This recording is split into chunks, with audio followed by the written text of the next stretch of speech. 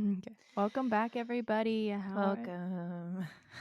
A little bit of housekeeping before we get in. No, angry housekeeping Yeah, from me. angry. I don't know what you're going to refer to. No, I was going to refer to the Amy the last episode. Yes, so episode 16. If you are listening on the app that has the green logo on it with the 3 lines, unfortunately, for some reason, that episode 16 is not available on that app because I did not realize how stupid sensitive that app's copyright was, and I hummed a song for like 4 seconds, and the episode never went up. So we worked really hard on it. It's about Amityville Horror, the house and the hauntings. We put a lot of effort into it. It's one of our bigger episodes. So if you're not able to listen to it, if you go on to Apple, you can listen to it there. You can give us a review there.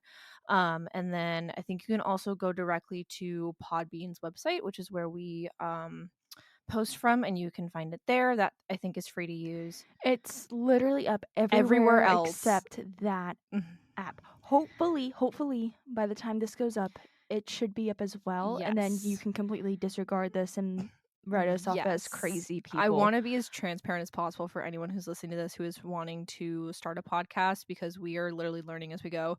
But for some reason, the episode went up Friday morning, Thursday night, as it always does, typically for us. And it, for some reason, decided to notify us that the episode was not posted Sunday morning at 12:50 a.m. after I had come home from work, and at 12:30 in the morning took that part out of the episode and re-uploaded it as a new episode, and then it sent me a notice saying, oh, this episode's been taken down. It's so dumb. I don't understand what's going on with it. It's actually very upsetting because while I wasn't super thrilled about my segment with it, Yeah. we both had put in so much work on getting the episode edited and the research and everything. So this it's- week, I am not as busy as I could be. I have midterms this week. So I'm going to attempt to get our Patreon going, but I'm going to not like a paid version. I'm going to try and do that free feed where you can just like follow us and have the episodes go up there on that day. So I'm going to try and get that going. And then for some reason, it's not posting to YouTube. So I'm going to try. It's too because it's apparently too big. it's too big. But So I'm going to be independently independently uploading those episodes to YouTube as well. So hopefully that will also be accessible to you guys. So I'm sorry that those things haven't been going. They should have been going on their own, but YouTube is just being a butt. And we're doing what we can with what we have. Yes, we are very, very busy. I'm going through a lot right now transitionally. I had to take a snack today and then ended up taking a 2-hour nap instead. So which tells you a lot. I was like, oh, I wonder how long it's going to take for this to kick in me for like, not have 50 million voices in my head at once screaming different things that I needed to prioritize. And I ended up laying down, and Psychos was like, okay, you can only lay down for like 5 minutes, and then I slept for 2 hours. Well, no, I said I could only lay down for 5 minutes because I had shit to do. Yeah, speaking of which, let's just jump into it. How are you today, Psychos? Oh god, I'm so stressed. So here's the thing. Currently I'm just a very stressed bean, but I did end up taking like the first step in going forward with one of my careers that I really want to do. I am so unbelievably proud of you, by the way. I literally, Psychos was like, oh, can you beta read this for me? And I was like, yeah, I can beta read this for you. And then between class, which again, I'm still the person that like, if I don't, this will make sense if you listen to last week's episode, I'm the person that has to get 100% in all my classes. And I even mentioned that to my professor today, and she was like, Mythos, it doesn't matter if you get a 95 or higher, it's still going to show up as an A+. I'm like, you don't understand. So she was like, oh, so you talked to your professor, and I literally she told you mentioned the it to same her. thing I did. I was like, I'm here to do this 20-point extra credit lab that was not mandatory during midterm week, because I was like, I want those extra points. There's also another big extra credit opportunity on the midterm and the final exam, so that's fun. She's gonna look at you and I'm gonna have like 150 in the class. Just gonna be like, really? I mean, like, I feel great. it's It's raining? It's pouring. Do you hear it? No. Oh, I do! No, and we're recording! Homophobic! I know. So, Anyway, m- so, Mythos really likes it I whenever it really rains. I love the rain. We live somewhere where it rains often, but it does not storm. And I Like, want there's it no to thunder and lightning, storm. and we're from somewhere where it storms all the fucking time, which is crazy. But anyway, I really, really, really wanted a beta read your thing, and then I got so burnt out between research and studying that I physically couldn't read. I had to have Psychos read my questions on my quiz before I turned it in because I couldn't read anymore. So this episode's a little bit lighter on me just because I am in the midst of doing so much work. But next episode is going to be a bigger episode. It's also going to be dedicated to my coworker who just, I'm going to cry. I miss him so much already. My coworker who just left. Yeah, Saturday was his last day. He's not fully left the company. He is leaving for a little bit and then he kind of pops back in when he has extra time. But he's getting married in October. So he hopped in to work some hours, save up some money. So next episode is going to be a story that he requested specifically. Oh, So so yeah, next episode is gonna be a reason of why you should not have kids, point blank. Just be like, oh, yes, well, not anniversary, happy wedding, like happy wedding. happy wedding. Don't do this. Don't ever have kids ever. But the story that he picked is very accurate to like who he was at work. Yeah, that's Not fair. like personally, but like as his like character. Very accurate. Anthony, congratulations on your wedding. I need to text you and figure out what your wife's name is. I totally forgot, so I can dedicate next episode to you, but I miss you so much. Oh my god, please come back. I'm already upset and it's only been 2 days. Anyway, Yeah, that's fair. No, so I realized that I hadn't like written anything like fictional in in a a while. while. I do write a lot because my notes for these episodes are more like scripts. Like I write myself scripts fully. And honestly, I could compile all of my notes into like what was that? What are you doing over there? I heard a noise and I'm sure it probably picked up on Mythos's end, but I looked up and Mythos had the most guilty look on their face. Like it was one of those like tight lip like type things. But It's my Nintendo Switch. I can't hear you. I don't know what's going on over there. But here's the No thing. one tell them. You know I'm editing this, right? Oh no. I'll listen to this later. Oh wait, you know, Psychos, you've done so much this week. Maybe I should edit this episode. Anyway, so I started writing fiction again and so far like I published it to like a self-published like sort of forum and it's only been up for like a day or so, but so far the response to it has been really nice and it kind of is like Psychos is whelmed. I am overwhelmed. like I don't know. It's nice to see that I still have writing abilities that aren't nonfiction related, you know? Yeah. So, because most of all the writing I'm doing right now is nonfiction and true crime. Eventually, And research based. I do want to eventually write my own true crime book, but that will be a project for future psychos. Yeah. Not even future psychos, future psychos in the distance. Mm-hmm. How have you been other than sleeping? So I've been struggling from a lack of sleeping recently, so it feels like every like week I'm going through it. I'm sorry. Kind of. Well, you're human. We're mental health advocates. I can't advocate for mine though. God damn it. That's why I'm advocating for yours. I know. Myself. Yeah. And then you're advocating for mine. Exactly. So there's this thing that I am trying to work towards. I'm trying to get basically. And it's kind of goes along with my career and what I'm doing, what I'm going to school for. And it's a very big step for me. And it kind of I think everything is kind of a big step for me because I'm just now kind of still taking back my life and believing that I have the worth to be able to do the things that I want to do. So I took a chance and I basically requested to work on this thing that I have the qualifications for fully, but I just have this like nervousness that like what if they actually don't need me on this project, or what if, I think I have the qualifications but I don't. And so I requested to be part of this last Sunday, I believe. I've yet to hear anything back. It's been a week. Now, to be fair, I called them like sometime last week, Mhm. and just was like introducing myself, being like, "Hey, I just want to like reach out and be like, hey, I requested to be part of this thing." And they're like, "Oh yeah, we're still looking through like everyone that requested and whatnot. It's gonna take a few days." And I was like, "Okay."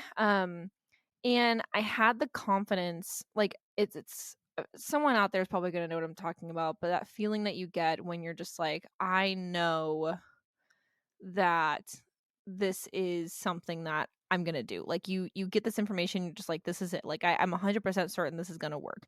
And I very rarely have those feelings, but when I do, they pretty much every single time that's what happens.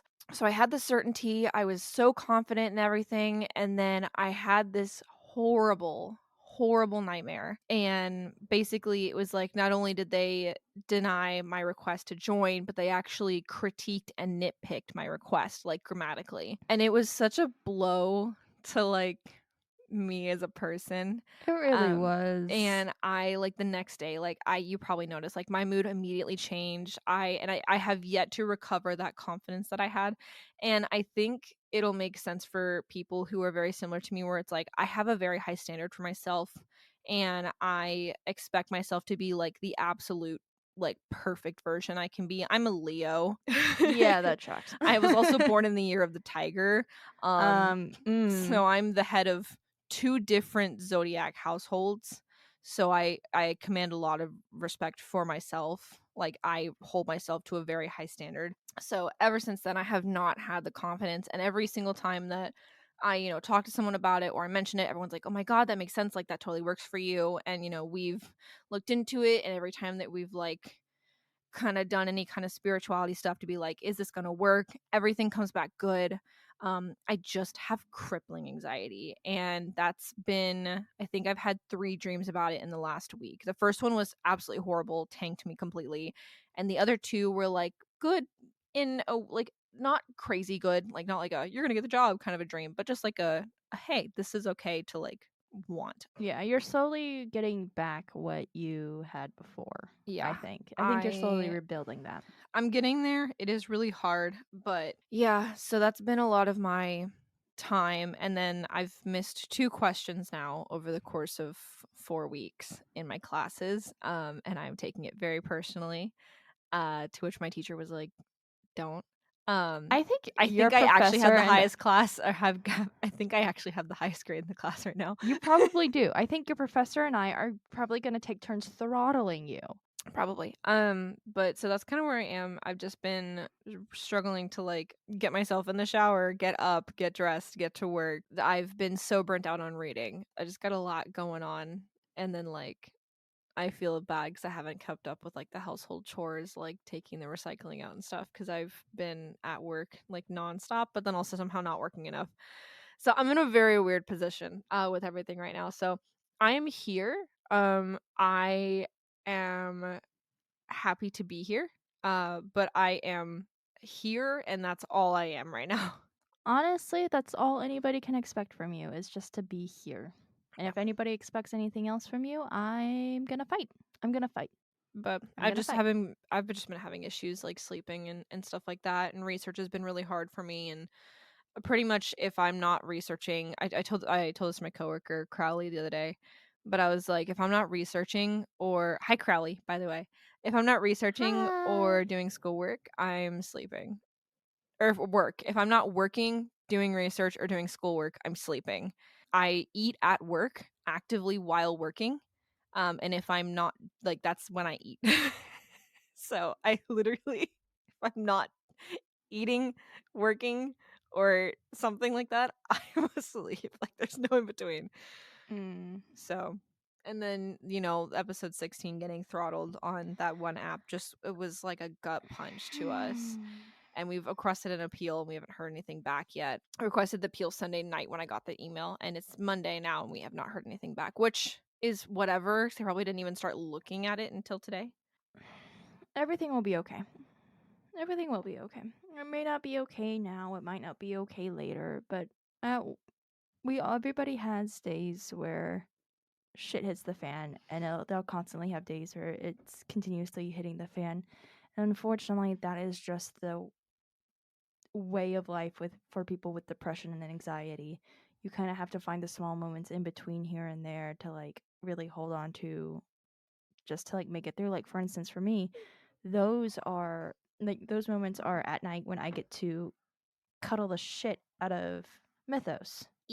So I'm getting there, but you know, this podcast is run by two people, at least myself I can speak on, who has chronic depression and anxiety. I have OCD. Not like the oh my god, I need all my like I literally will get up at 2 in the morning to triple check to make sure that I lock my car. And if I don't hear the beep, I have to physically walk outside and make sure that I hear it and see my car get locked. So not the fun kind. And I obviously overthink about everything. And I have Tourette's, so it puts me somewhere on the spectrum. I don't know where I am on the spectrum, but I definitely got some spectrum tendencies. So, life is chronic. Yeah, I mean, we've talked about how I'm chronically ill. I have days where I literally can't get out of bed, so I'm literally in bed doing work for this podcast. Like, even on days where I technically shouldn't even be doing anything, I'm still trying to put the work in. It's just the two of us right now, so we're trying our best with what we have. It's Yeah. not always going to be fun and festive and pretty. I know we're not going to lie to you and say that it is fun and festive and pretty. Life is hard. Life is shit sometimes. Yeah, and we talk about this and we've mentioned it a couple times, but I think it is very important that, like, you know, if you're listening to this and based on the analytics, at least some people are listening to this in Texas for some reason too. I I mean, see you. yeah. Um We see you. we see you guys. We can see where you are. We can see where you are. You know, if you're listening to this, I don't know what you're going through. You know, you're probably cleaning or driving somewhere or working and have your headphones in like me. And you know, I don't know what you're going through. And if you need a reminder that like other people are obviously struggling with this. Like I hate when people do like true crime content too and they're just like, "Oh, everything's sunshine and rainbows," like all the time. And I'm like, "How the fuck?" You know? Like, But how is your mental health not in the fucking shitter after reading and looking at all of this shit? I'm sorry. I still cry over the Romanov daughters. I literally cried this week over the Romanov daughters.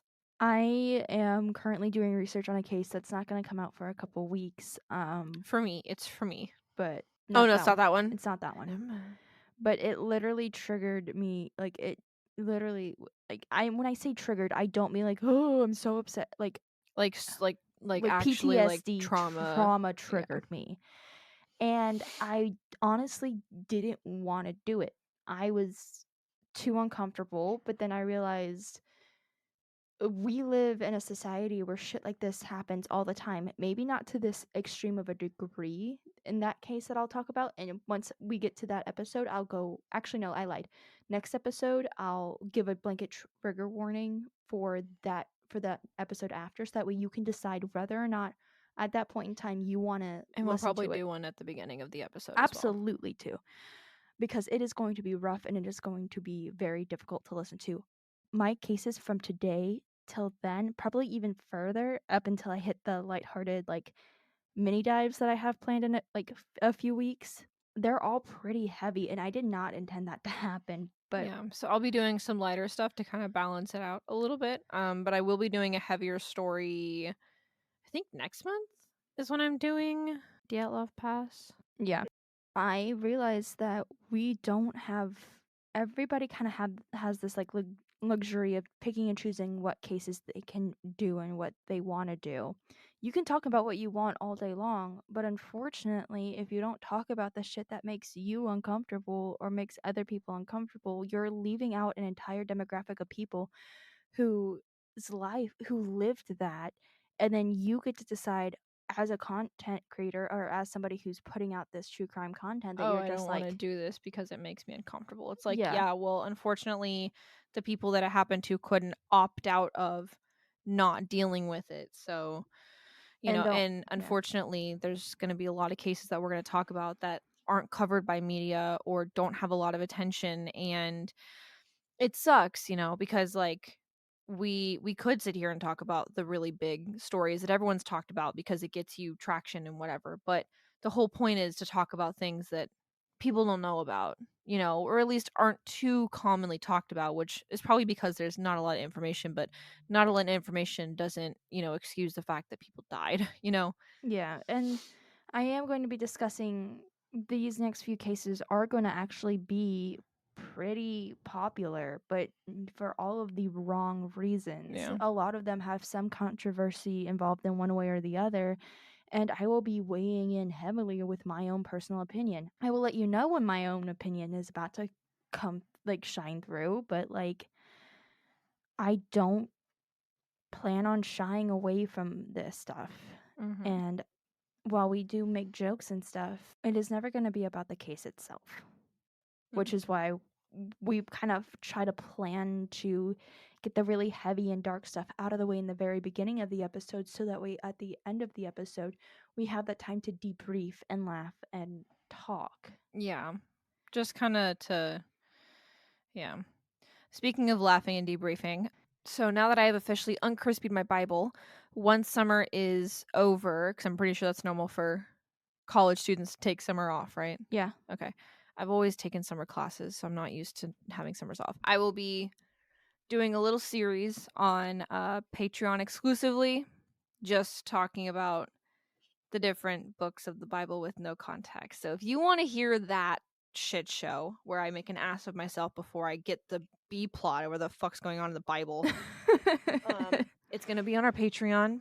So yeah, that'll be fun. Because I really don't know anything about Christianity. You were explaining Seven-Day Adventists to me today, and I swear to God, I've heard that like 50 times, and I don't know what the context is. And then we were talking about Branch Davidians, and I was like, yeah, those are like normal Christians, right? And you were like, no. And I'm like, what do you mean? So I'm already kind of getting started on a Branch Davidian slash Waco series.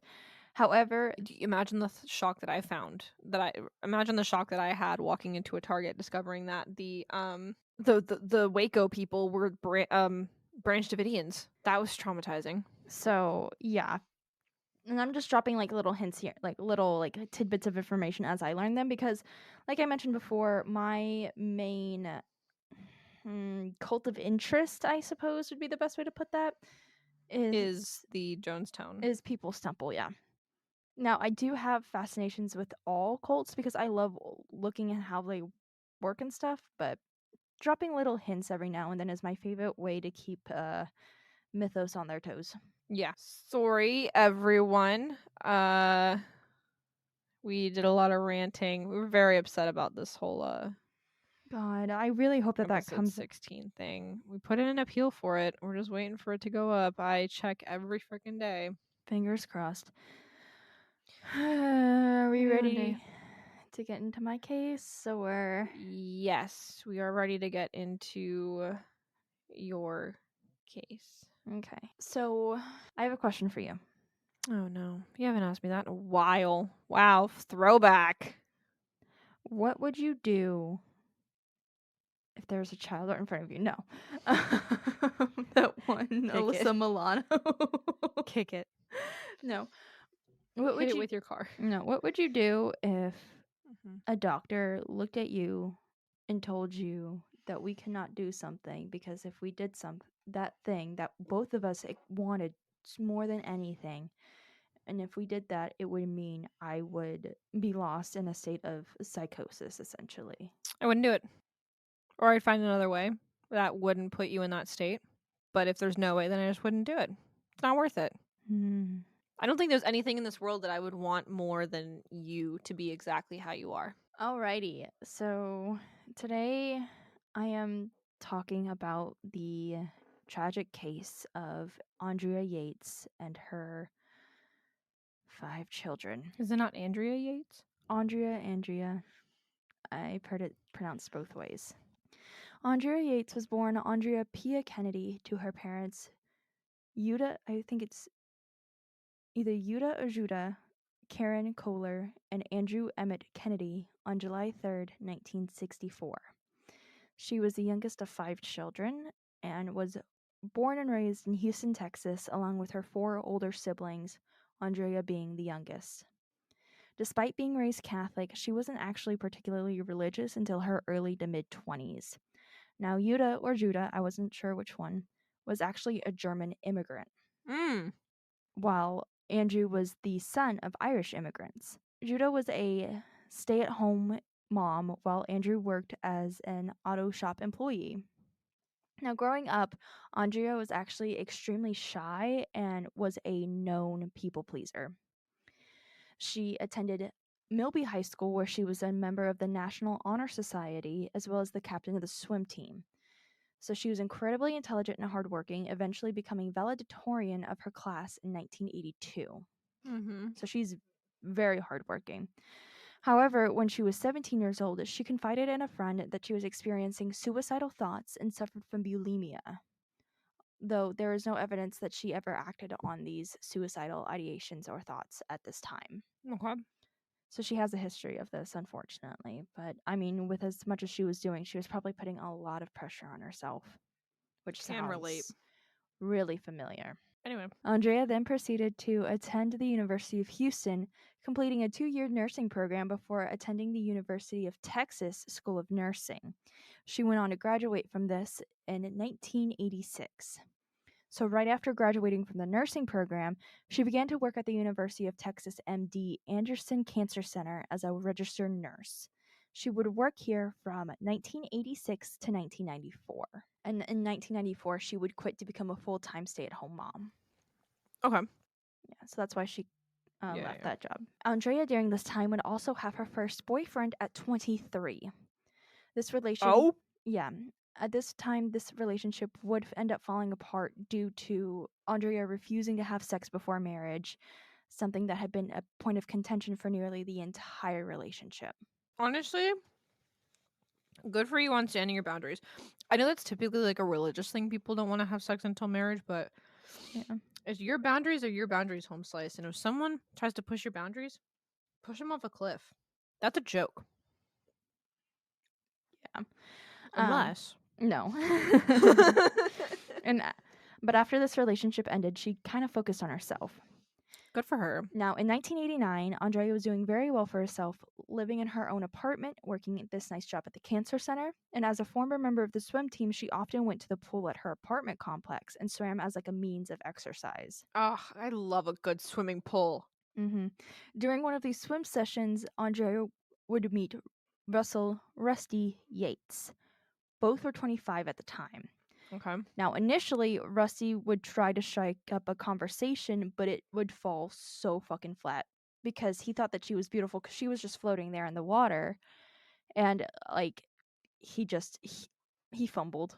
He fumbled so hard. Fumble harder. But Fuck off, actually. but he would give her his apartment number. So if they ever wanted to hang out and try again, they could. And and funnily enough, she actually goes to his apartment and knocks on the door and asks, like, this is like a few months later, asks if he had noticed anything weird in the like parking lot, because her car had actually been hit and the person had run. But she Mm-hmm. wasn't in the car, she wasn't around the car during the time, so she was just asking It was around. a parked car. It was a parked car. How do you hit a parked car? I don't know. How do people hit a shopping cart in the middle of a parking lot? Okay. Listen. I gotta get the jokes out now. Now you have to tell the story. So, I have only heard the story secondhand. This is the greatest thing I've ever done in my goddamn life. Okay, so I lived on the East Coast at this time. And I was leaving the dentist. And I don't do this. I do not do this.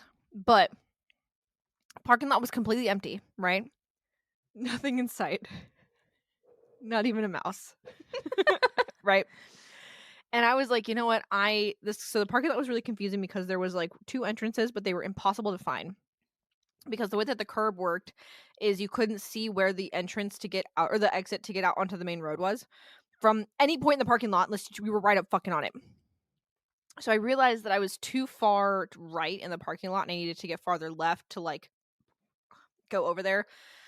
So I was like, "You know what?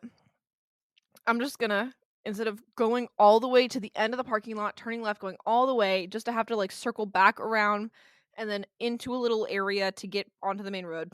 I was like, "You know what? I'm just gonna cut through the parking lot because it's empty. There's no one near me, right?" Mhm. I'm in the parking lot and I just do a hard left. Immediate hard left. Now, I don't do this anymore, and I'm a very good driver now. This was when I was, like, very young. Like, I was, like, fresh 18, 19, right? And I just got my license, like, not that long before. Out of nowhere, this shopping cart appears in the back of the parking lot, and I took a hard left pretty quickly with no one else around me, and I demolished the shopping cart. I hit this thing with the front left of my car, and it went fucking flying. And then I come home. It scared the shit out of me too, but thank God it was just a shopping cart. It was one of those, like, thin ones that are like the 2 baskets instead of, like, a big one. Yeah. So it was like one of those tiny ones. I fucking wrecked this thing. It went flying and, like, crumpled and, like, cried, you know? And then I come home and there's, like, a little tiny scuff of, like, white on my car. Like, it had scuffed something off or I don't know what. And my parents were convinced that I had hit a pole or something. They thought I had hit someone and run. I'm like, "No, I'm telling you, Dad, I hit a shopping cart." And he's like, "There's no way you hit a shopping cart. Why is there white paint on your car?" And I'm like, "Okay, well, you can't buff the white paint off, can you?" "No, it's not a paint, it's a scratch." They thought I hit a pole. I'm like, "No, the story's dumber than that. I hit a shopping cart that was in the middle of an empty parking lot and I didn't see it somehow." So it was dark. Okay, it was about to rain. And it was a gray shopping cart on a gray parking lot. It was basically invisible. It was also in my blind spot when I turned. Okay. So, Well, there's that, and that's gonna be the like shopping cart is a lot smaller than a parked car. okay, well, there's your brevity for the rest of my segment. It only gets worse from here. It's alright, I have more stories of me doing dumb shit for you guys. So she shows up to his apartment to like ask if Hey, who the fuck hit my car? pretty much, and he's like, I don't know, but then they end up hitting it off. Much like a car hit hers. Sorry. So initially didn't go well, but second time's the charm, I guess. So they would actually end up begin dating this second time. Rusty Yates actually grew up near Nashville, Tennessee. Ew! Shit. I don't like Nashville as a whole because they think that they're country, but really they're all city folk and they. I've been to the park that has that big Parthenon in it. That was weird. Rusty Yates grew up near Nashville, Tennessee. He was the grandson of a Methodist preacher, and this would highly influence his decision to become part of the Fellowship of Christian Athletes. Wow. The Um, son of a Methodist pastor grandson. and grandson of a Methodist pastor in Nashville. Color me surprised. Mm. He was known as a jock in high school playing football. He actually graduated high school with very good grades, getting into Auburn University. He later became president of the campus Methodist youth group. He went to Auburn. Mhm. Judging. For real, though. After graduating, he attempted to become part of the Navy, but realized very quickly that the Navy was not what he wanted in his life. The Navy's not what anyone wants in their life. He instead took a job with NASA. Okay. However, while in university, Rusty would meet Michael and Rachel Warnecki, and these two people would play a major role in this case for the sole impact that they both had on Rusty and Andrea during their relationship. Rusty would go on to introduce Andrea to the Warneckis while they were dating. Now, these two lived a very nomadic lifestyle with their children, homeschooling them while preaching everywhere, specifically about the roles in the home each person was supposed to play and how they should all interact. Michael specifically preached that the sins of the mother pass on to the sins of the children. Should What? the mother sin, it's the children who would burn for that sin. And it was really intense, but just how intense that level of Christianity that was preached was, we will never really know because there's not a whole lot of information out there about what he specifically preached. That's a really weird stance to have. But many people people believe that had Michael and Rachel Warrenecki not been involved with the Yateses, Andrea would never have ended up killing her children later on. Can we have a kill count for all of the people who wouldn't have died had Christians not done what Christians do? That's a lot. That's so many. I know. That's so many. I know. But This is why. This is why. If you ever wonder why does Mythos, this is why. yeah, This is why. like I mentioned before, Andrea was introduced to the Warreneckis in 1989 when she and Rusty started dating. When they were all introduced, Michael warned the couple to take it slow, and that's something he kind of told all the couples he met to do regardless. He kind of warned them about this. We'll get into it. He and Rusty actually get into it a little bit later, and it causes a rift between them, but for some reason they still stay in contact. Okay. So, Rusty at this time did actually struggle quite a bit with alcoholism. But Shocker. despite this, he actually moved very quickly into sobriety, finding that being around Andrea, he didn't feel the need to rely on substances nearly as much. Aww. Aw. Aww. But he did rely on the faith that the Warreneckis taught. Meetings were held weekly, and discussions about their future often referenced living like the Warreneckis. Now, Rusty and Andrea did move in together in 1992 after a few years of dating, despite not being married. And this was extremely uncomfortable for Andrea. She was not really happy about this. And this actually led to her not wearing a veil the day of her wedding because she felt impure. Oh no. Because the idea is That sounded sarcastic. That didn't mean to sound sarcastic. no, it's really upsetting, but The other thing is, I think since I don't understand Christianity, I don't understand a lot of wedding practices. I don't. Like the white dress and the veil. That just seems like dirt waiting to happen. It does, but the white is supposed to signify that you're pure, that you are being presented to your husband pure. You have never been touched by a man, never been looked at a man. It's one of those things. Christians place a lot of emphasis on purity, and that's why the uprising of purity culture that's being run rampant with the younger generation right now is stressing me the fuck out. Yeah, I don't understand Christianity, so I don't understand like half the shit that goes on at weddings. Because to me, in a wedding, you were like the nice shit, right? You were like the nice jewelry, and you dress up, Yeah. and you were all the colors and whatnot. That's why you didn't wear white at the wedding. Anyway, the couple got married on April 17th, 1993, and the wedding, by all accounts, was beautiful and Andrea looked genuinely happy. The newlyweds then moved into a 4-bedroom house with the hopes of filling it with children as they agreed to have as many children as God would allow. They were not quiet about this A either. quiverful. Did I get that right? I got really excited about knowing something. Sorry, I'm eating hot munchies and I inhaled just like a chunk of hot spice. Well, Isn't that what the the Duggars believe? yeah. Okay. So the Quiverful movement, it's unknown if Andrea and Rusty or the Warreneckis were even part of this Quiverful movement. A lot of their belief systems do line up with it, and the Quiverful movement will be something I'll get into in a later time, just because there's a whole lot that goes into it, and we don't have a whole lot of time here. It'll probably be one of the free Patreon things that goes up, where I can actually deep dive into Quiverful as a whole, so that way we can have the time to get into it. We'll talk about cult dog whistles. Yeah. Like I mentioned before, they were not quiet about wanting that many children. Everybody knew that they wanted a large family. Now, 2 months after their wedding, Andrea became pregnant, and then on February 26th, 1994, Noah Jacob Yates was born. While she was still in the hospital, Andrea informed staff that Satan was there and told her to get a knife and stab someone. I'm sorry, what the fuck did you just say?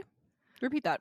She had just given birth, and while there, she informed one of the nurses that Satan was there, that she had seen Satan, and Satan had told her to grab a knife and to stab somebody.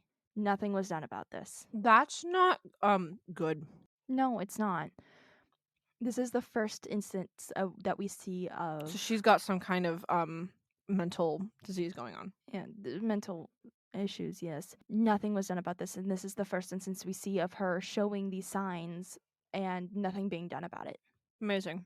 And this is with her first kid. She goes on to have 4 more. Didn't the DeFeos also have 5 kids? Mhm. Interesting. Yeah. Almost immediately, Andrea becomes pregnant again with their second child. She would give birth to John Samuel Yates on December 15th, 1995. You know who else had 5 kids and went fucking insane? Hmm. Alex Romanov. Oh, yeah. Don't have 5 kids. Around this time, Rusty would be transferred to a position in Florida temporarily. It was going to be for 6 months, so Rusty and Andrea packed their things and moved into a mobile home in Tampa. I knew that was going to get you. I'm from Florida. That's funny. Realizing Tampa's a choice. Realizing that downsizing was more than likely the best thing for their family, they took this experience in Tampa with them when they returned to Texas. They actually bought their mobile home from the Warreneckis. However, whenever they went to go buy this home from the Warreneckis, they got into a fight because Michael and Rachel Warrenecki both thought that Rusty was spending too much time and focus on his career and not spending enough time with his family. So they got really heated about it, and since then, like, communication between the two families were kind of sort of strained, but not like they were still kind of in communication. It was just very minimal since then. Yeah. When they returned to Houston, they resided in the RV that they had bought from the Warneckis in an RV park, despite the birth of their third child, bringing their family to number 5. Paul Abraham Yates joined the family on September 13th, 1997. Paul Abraham. Mm-hmm. Jesus. They're all biblical names. I will never understand biblical names. At this point, Andrea was no longer working and was a stay-at-home mother to the 3 children while Rusty went to work with NASA. That's why he's in fucking Tampa. Yeah. But they're back in Texas at this point. Mm-hmm. Now, at this point, Andrea's family was not thrilled by the turn of events, but Andrea seemed happy, and other than the brief slip after Noah's birth with the whole Satan telling you to grab a knife and stab somebody thing, nothing else really seemed wrong at this point in time. Okay. However, after their 4th child, Luke David Yates, was born on February 15th, 1999, things seemed to go downhill for Andrea very, very quickly. I keep thinking of David Davidson. Oh my gosh. Can you out-Bible me? She started showing signs of extreme postpartum depression and was definitely feeling the effects of her husband not being home. In letters from Rachel, Michael Warrenecki's wife, Andrea is being lambasted for Rusty not being home and not being with his family. These letters also mentioned that Rusty needed to spend more time praying and fixing himself so he could be right with the Lord again. Rachel also chided Andrea for letting her husband slip this far already, and that it is the wife's duty to make sure her husband stays in the Lord's light. Now, because of these letters, Andrea dives headfirst into reading the Bible almost obsessively. I'm sorry. Back up. It's the wife's job Yes. to make sure that the husband Yep. stays in the Lord's light. Yep. Would you like her to wipe your ass for you while she's at it, sir? But that's kind of the thing That makes no sense to me. That makes no sense to me. Because you can't have a religion that bans women in certain churches from holding positions of power in the church, but then make them responsible for making men stick to the faith. You can't do both. Make it make sense. I don't understand. The hypocrisy. The hypocrisy is so intense. It's almost like it's ingrained into the fucking Bible itself. You'll find out more as you read. Good luck. Godspeed. Thank you. Anyway, so again, because of these letters, Andrea dives into reading the Bible almost obsessively. She's a stay-at-home mother of 4, and one of those 4 right now is an actual child. Actual baby. They're all children, but baby. Newborn. Technically 5, she also has a baby her fucking husband too. So she's not resting at this time. She's getting between like maybe 4 to 5 hours of sleep. Her postpartum must be ass. Yeah, she's continuously stressing about her children and husband, and she's not doing well. She's not eating, she's not drinking water. Now, on June 16th, 1999, Andrea calls Rusty and tells him he needs to come home. When he arrives, he finds Andrea on the couch, shaking and crying. She was biting at her fingers until they almost bled. She looks at Rusty and says, quote, "I think I need help," end quote. Oh, baby. Andrea was always very good at staying calm and collected, so seeing her like this shocked Rusty. Mhm. He immediately knew something was off, but he wasn't sure what exactly was wrong. So he packed up the kids and Andrea and took them to the beach nearby just to take a walk and see if it would help Andrea relax some. Because he figured, like, oh, she's under just a lot of stress. Maybe taking her to the beach to like walk around might like help ease it. Because he has no idea what the fuck is going on. I think I hate this man. No, this is also the 90s, late 90s, and postpartum, while being kind of being discussed, is not a Wasn't like a known it thing. wasn't really much of a known thing. Mental health at this point was not talked about. Mhm. I mean, it talks about it we're getting better and we were making kind of strides towards where we are today, but even today it's still not good. Yeah. But comparatively, back then it was even worse. Yeah. So when it didn't help Andrea relax, Rusty immediately took everybody to Andrea's parents' home. Andrea's mother immediately stepped up to help with the children. However, the next day, on June 17th, 1999, while everybody else was asleep, Andrea took about 50 pills that belonged to her father to help treat his, like, because I think he had a stroke or he had Alzheimer's Mhm. at this point. So he had this medication to help. She took about 50 of those pills to try to overdose. Mhm. Andrea's mother luckily found her in time and an ambulance took her to the hospital where her stomach was pumped. Okay. The doctor noted that Andrea appeared very frail and was about 10 pounds below where she should have been for a woman who had just given birth a few months ago. Okay. She was completely nonverbal and refused to look anybody in the eye while she was there. On June 18th, 1999, Andrea was transferred to the psychiatric wing of Methodist Hospital and was prescribed both Zoloft and Ativan. Okay. Zoloft for her major depressive disorder and Ativan for the insomnia, as doctors discovered that she actually was not sleeping more than 2 hours at a time. Oh, that's definitely not good for your mental health. Not at all. In therapy sessions, Andrea was not speaking and appeared almost catatonic at times, but there were some sessions where Rusty was able to join in. During these sessions, they discussed postpartum depression and how that appears to be what was affecting Andrea at this point in time. Mhm. Rusty was initially kind of confused, but also kind of put the pieces together that his wife was acting differently and probably did need more help than what he was currently providing. Despite there being no progress made, Andrea's dosages were upped and she was released on June 24th, 1999 with a referral to Dr. Eileen Starbranch. The family was also informed that under no circumstances were they to leave Andrea alone. Okay. This was an extremely important condition of her release. Literally all members of her family were like they had to swear that they would not leave her alone, otherwise she would not have been released. Mhm. So on July 1st, 1999, she has her first session with Dr. Starbranch.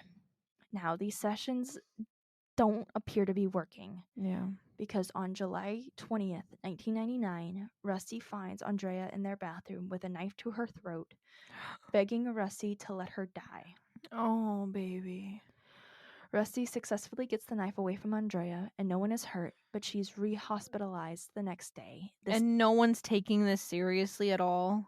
Right now she is on antidepressants and stuff to help her with her insomnia, but they don't realize just how bad it is yet. Jesus. But she is re-hospitalized, this time at Memorial Springs Shadow Glen Hospital with a different doctor. Okay.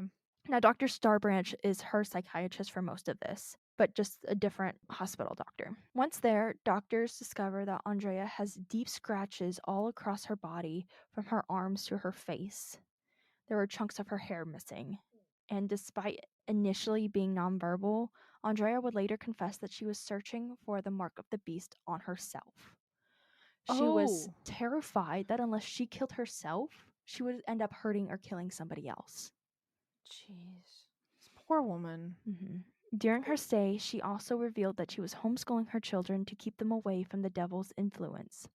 that she believed that there were video cameras in her home and the cartoon characters in the shows her children watched were judging her for being a bad mother. What the fuck? Together with Dr. Starbranch, the doctor who was seeing her in the hospital diagnosed Andrea with postpartum psychosis, not postpartum depression. Now, postpartum psychosis is considered a medical emergency due to the fact that there is an immediate and present danger not only to the mother, but to potentially the children and other people as well. Yeah. Andrea was immediately prescribed Haldol, an antipsychotic. Its usage is very unpopular for a myriad of reasons, mostly that it doesn't seem to help most people, but for the people who it does work for, it helps immensely. Yeah. But at the same time, for the people it doesn't work for, the side effects are long and not necessarily great. Yeah. But Andrea, it worked. It was the only thing that worked for her. Andrea was then discharged on August 9th, 1999, beginning daily sessions with Dr. Starbranch the very next day, in sort of like an outpatient program. Okay. So while she was improving, she struggled with the label of psychosis, despite reassurance from Starbranch and the nurses who helped administer her medication. So she's like, oh God, I'm psychotic. What am I going to do with that? Because that, even now, that term, that label, It's a really hard thing to kind of cope with. it's not even that. And it's also heavily stigmatized. It's so stigmatized, which is why I'm pretty sure when people find out, when people read our like aliases, Oh, yeah. that's why I kind of have to like remind everybody that it's not psychos, It's psychos psychos for psychology. Jinx. But so having that stigma on her, like knowing what that means for her now, she wasn't doing great with it, but she's improving almost daily with this Yeah. medication. Now, during this time, Rusty sells the mobile home that they were living in and buys something more stable for his family because he realizes that this really small, cramped RV that they were living in with 4 kids, by the way, was not working. By the way, if you see anyone online who lives in an RV or lives in a motor home and does content creation, makes their kids of different ages share a room, maybe don't support that content. No, because it's awful. Horribly neglectful to the kids. It's not just neglectful, it's horribly abusive. You are stripping your child of any sense of autonomy. Anyway, Kids need autonomy. I'm not going to get into that because I will be here all day. I will. Now, Andrea was actually doing very well during this time. Friends and family reported that she appeared to be back to her old self again. Ooh. Well enough that when Rusty brings up the fact that they wanted to have more children, Andrea goes to Dr. Starbranch and says that she wants to go off the medication to do so because you cannot take medication, that kind of medication, and be pregnant at the same time. Yeah, it's too much on the body, I assume. Yeah. But here's the thing. It wasn't Andrea who went to Rusty to talk about having another kid. It was Rusty who brought up the fact that they were supposed to be filling the halls of their home with as many children as God would allow. Oh my God. And while he does appear to be supportive of his wife, reminding her of this kind of sets in motion a series of events that cannot be undone. When Dr. Starbranch hears this on August 18th, 1999, she informs the Yates that if they decide to have another child, Andrea will have another psychotic episode, and she strongly advises that she doesn't. Andrea and Rusty unfortunately don't take her advice. Andrea didn't see how she was at risk again given that she was feeling so good so soon after starting the medication.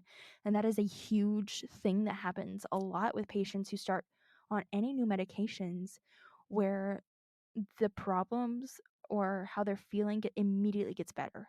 Yeah. Or almost immediately gets better. And it takes time because you also have to fiddle with the dosages, you have to fiddle with the medications. But if you find a medication that works for you, this thing kind of happens where you're like, oh, I don't need this anymore. I feel great. And then you go off the medication and then it is downhill. Back downhill. Yeah. Now, on August 29th, 1999, Andrea was discharged from outpatient care and moved to only one session a month with Dr. Starbranch.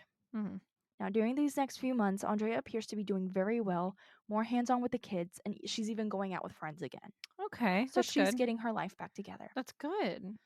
However, in November of 1999, Andrea stops taking Haldol so they can begin to try to conceive their next child, informing Starbranch that they had intended to have as many children as possible.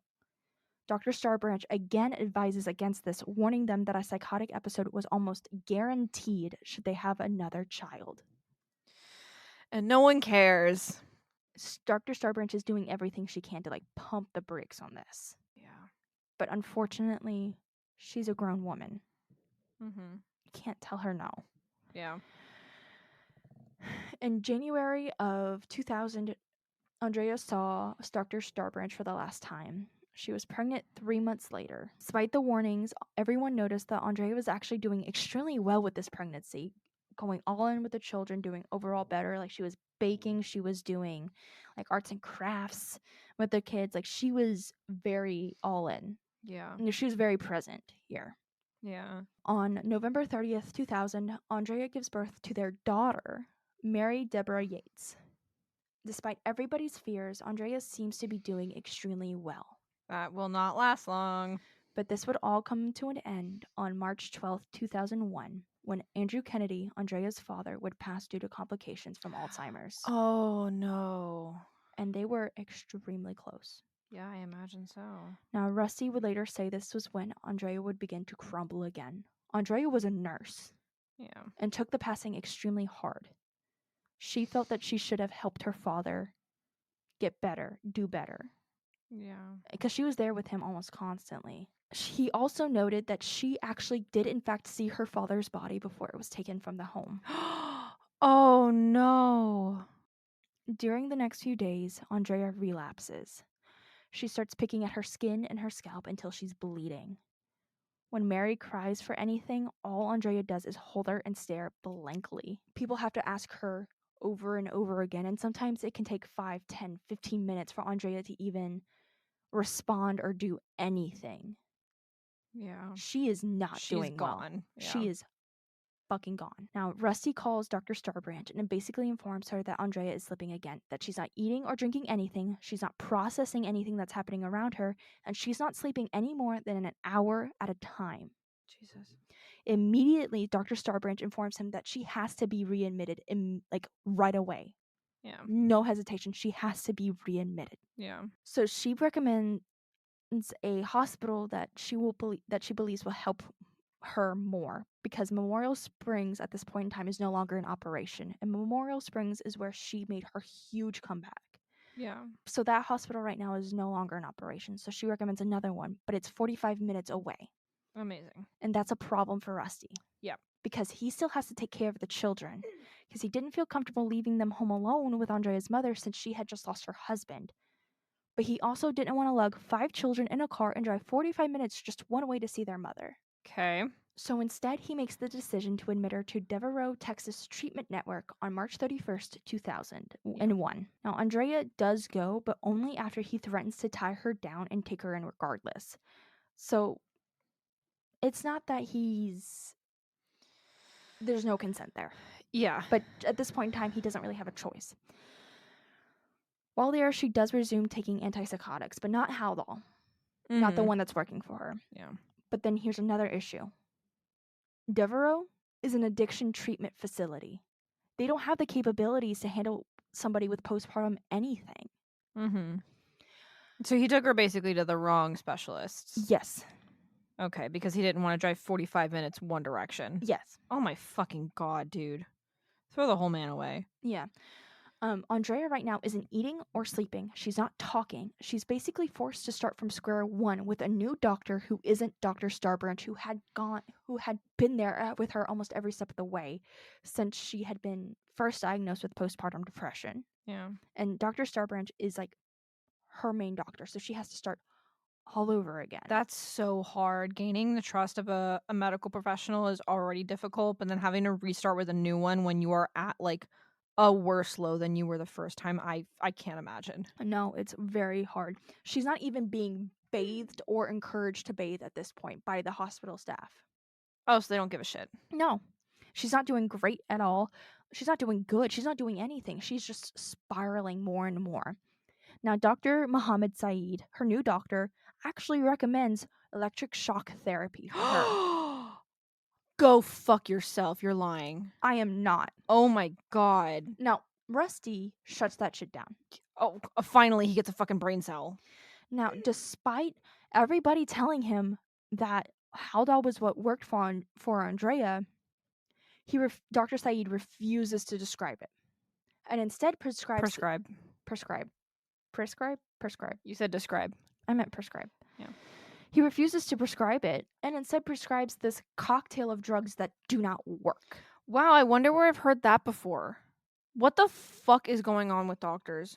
I have no fucking idea. Sorry, I'm specifically talking about a situation where we had to take Psychos to the fucking hospital and they gave Psychos like a shit ton of drugs that didn't work. And then the moment that your pain went from like a 10 to a 7, they were like, okay, you can leave now. And then prescribed you the medication that we told them didn't work for you 8 hours before. I have beef with doctors. I have blocked that night almost entirely from my You brain. have no recollection of that night, but I was about to fight someone in the fucking emergency room. Yeah. So, being chronically ill and having to go to the ER is not fun. But what also pissed me off, and this is something that I also want to point out because it might be relevant here, is so we had taken Psychos to the emergency room because you had a migraine that was so bad that you were crippled completely. Mm-hmm. And this was like a week long migraine. Yeah. It was bad. And I think I mentioned it here on the podcast before, but basically we took you to we took you to urgent care. They gave you a shot of something and it didn't work. And they were like, if it doesn't work within 2 hours, go to the emergency room. So we took you to the emergency room. We said, this is what they've been given. And they put you in a room. And then got 1 o'clock, 2 o'clock, I think. They were like, oh, we're shutting down this area of the emergency room. So we're moving all of our patients to these basically like office rooms. So you got moved from a bed after being injected like 4 different times with stuff. They put you in basically an office. Like it was a desk and a stool for the doctor, and then like 2 small little like kindergarten table kind of chairs. They put a bunch of drugs in you. None of them worked. And then they kept asking you all these questions. And if I hadn't been there, I don't know how you could have consented to anything because you were so out of it. You couldn't think. I have this photo of you and I've deleted it because it really is hard to look at. But like you looked like death. Like you were so bad. And it was really because of how poorly they were treating you. And like it got to the point where like I am not a very confrontational when it like comes to people at work, because I understand that like you're at work, you're dealing with stuff, whatever. I hate how insensitive doctors are, and I understand they're understaffed. I hate how insensitive doctors are, but those nurses that were coming in were being so callous to you and just treating you like what you were going through was nothing. And I think they could tell that I was getting pissed off because I genuinely was like fighting back with them, like, why are you injecting them with the stuff that obviously is not working? Like, what's the end goal here? Like, you took blood work, you took scans. Is there any update on that? And it's like, oh, well, the doctor is looking at them, whatever, he's gonna come in soon. It was like 4 hours, whatever. I was violent. I was violent. Not physically, but I was so violently angry. And I could barely get a word out of you. You had been injected like 4 or 5 times. They had to change like where you were being injected into because the whatever the injection site that they had in the IV that they put in, it failed, so they had to move it somewhere else. And Psychos has medical trauma. And you okay, baby? Yeah, I'm fine. I'm sorry, I'm getting angry about this all over again. But like if had I just dropped you off, you wouldn't have been able to consent to any of the stuff that they were doing to you after like the 3rd injection that they gave you. And then their pain kept getting worse and worse and worse. And then it was that like I think it was 3 o'clock in the morning and they injected you with something. Like they were putting morphine in you and it wasn't working. That's how bad this was. And finally they gave you something that like kind of took the pain away, but not really. It just brought it down like 1 level. You were at like a 7, I think. And they were like, oh, okay, it's getting better. Okay, you can leave now. And they referred you to like a neurologist and they were like, okay, bye. And so you were still in pain the next day. And then By sheer coincidence, I got called into work last minute and mentioned offhand to the owner that you were having this issue. And he was like, "Oh, I can't technically tell you this on record, but this is what I take for my pain." And it was a CBD. It was some kind of and thank God we live in a state where that's legal. I went out that night, literally that night after I got off work. Like, it was open till midnight. I got off like 10. Went there, bought you the drops that you take now, and you took the drops in the parking lot. I don't know if we were allowed to do, but you took the drops in the parking lot, and by the time that we had gotten McDonald's and gotten home 30 minutes later, the pain was completely gone. Absolutely completely gone. But the thing that pisses me off is medical practitioners don't give a shit. No, I'm not saying all doctors, but we're also not saying all men either. So we just have to assume it's all of them. It was you couldn't consent to anything that was going on. They weren't taking you seriously. And I imagine that if this was however many years ago with the symptoms that she was exhibiting, they definitely weren't treating her seriously at all because you went in for a migraine and they treated you like you were bullshitting everything. And I was so angry. You've never seen me get angry with people before.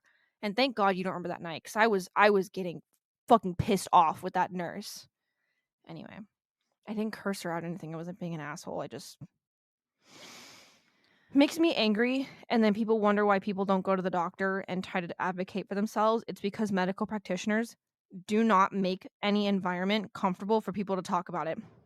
And And I understand that people think that, oh, well, they're treating you this way because they just think that everyone is going in for drugs or whatever. I promise you, the ratio of people who are going in to seek drugs versus going in because they have actual medical issues that are going on, it's not that massive as you think it is. Stop treating people like druggies and fucking help them because you're the reason why people are dying and you went into the profession to help people. Sorry, rant over. no, I fully agree. Like, I do have a lot of medical trauma. I have been shut down from my pain so many times with people writing it off as just anxiety. Just, I need to relax. I just need to chill out and I'll be fine. And it's not. There are women, like, there was a black woman in, I believe, England not that long ago who literally died screaming when everybody labeled her as a, gosh, what was it? A difficult patient because she was in so much pain and nobody was paying, like, nobody was helping her at all. And she literally died Mm-hmm. in so much pain because nobody was caring. Nobody cared. And I don't trust doctors. Like, unless you are a straight cis white male who is God fearing, then nobody's going to listen to you. Mm-hmm. So, if this is for anyone who's listening out there, if you ever go to the emergency room in the U.S., because I know at least half our listeners are not in the U.S., but if you are from the U.S. and you ever go to the emergency room or someone you know is going to the emergency room, do not let that person go alone because I promise you, whatever happens in that emergency room, half of that patient will not be able to knowingly consent to. So, you need to make a plan, talk to that person, and say, what do you want to happen? What do you not want to happen? And when you get into that emergency room, you do not budge from that plan no matter what your friend says. Absolutely do not budge from that plan at all. Mm. That's my story. Okay, so now that we have that fun personal, I'm sorry, baby. no, it's fine. I'm okay with it being out. It's just stories like this are stories with any kind of medical shit where something just nobody's listening hit very home. Like I mentioned before, Rusty immediately shuts down the suggestion of electric shock therapy. And Dr. Saeed refuses to describe. God, I almost said it again. Dr. Saeed refuses to prescribe Haldol, despite it working for her in the past, and instead, God, I don't know what it is about prescribes that makes me want to say describes. Prescribes this cocktail of drugs that just aren't working. And because she's in group therapy with people who are in for substance use disorder, all she's hearing is that drugs are bad and will ruin your life. And in And she's a Christian and she's had this fear put into her. and in that state of mind, she doesn't want to take anything at all anymore. Yeah. Terrified that she's going to become a druggie, which is, I absolutely hate that phrase. Yeah. Because I'm putting out a theory, but I bet you $20 that it's racially coded. Oh, it's absolutely racially coded. Are you kidding me? The same people who get arrested and put it into jail for like life for marijuana charges versus the people who like to smoke a little joint here and there are not the same race. Oh, you know how traumatizing it was to discover that, like, was it like cocaine and meth or something are the same thing? No, But cocaine and crack? cocaine and crack are the same thing, but Yeah. it's different charges that they'll use to arrest different types of people. If you don't know about that, I learned about that a while Oh ago, and yeah. I think about it No. a lot. Everything in this country, whether you realize it or not, is racially coded in some way, shape, or form. Yeah, which is a weird phrase to say if you were ever charged for possessing cocaine versus crack, you've been privileged. Exactly. Now, despite clearly not doing well, Devereaux discharged Andrea, moving her to outpatient care on April 12th, 2001. The reason was that she was eating and drinking on her own again, but it was extremely small amounts. She wasn't talking still, and she certainly wasn't in a position to let her to take care of herself, let alone 5 children. What is the point of putting someone in a medical facility if they're just going to immediately turn them away the moment that it looks like they don't have to deal with them anymore? I have no fucking idea. Like, what the No, because here's the thing. It's not just in America, though. It's a Our thing everywhere? modern society as a whole Uh-huh. is extremely ableist. Shocker. Most of the medical practices that involve people with any sort of disability, be it mental, physical, or learning, Mm-hmm. it is a very eugenics-based practice. It is awful, but that is why people are pointing out now that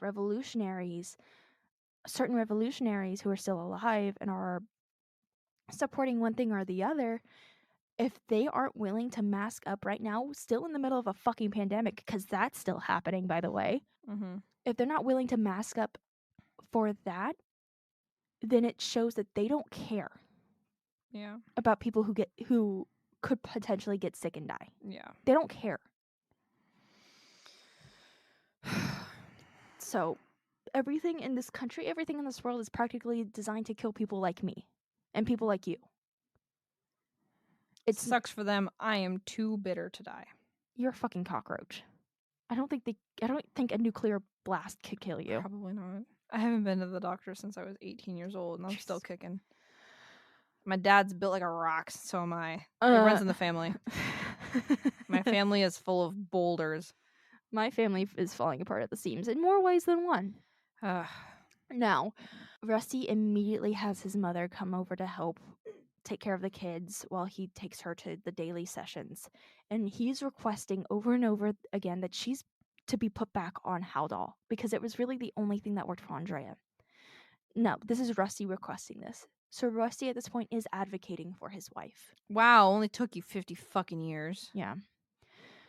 But when Rusty was at work and Andrea was at home, her mother-in-law reportedly saw Andrea staring into space and while murmuring to herself and filling up the bathtub with water despite no one at the time needing a bath or there being any sort of emergency situation involved where the bath needed to be filled up.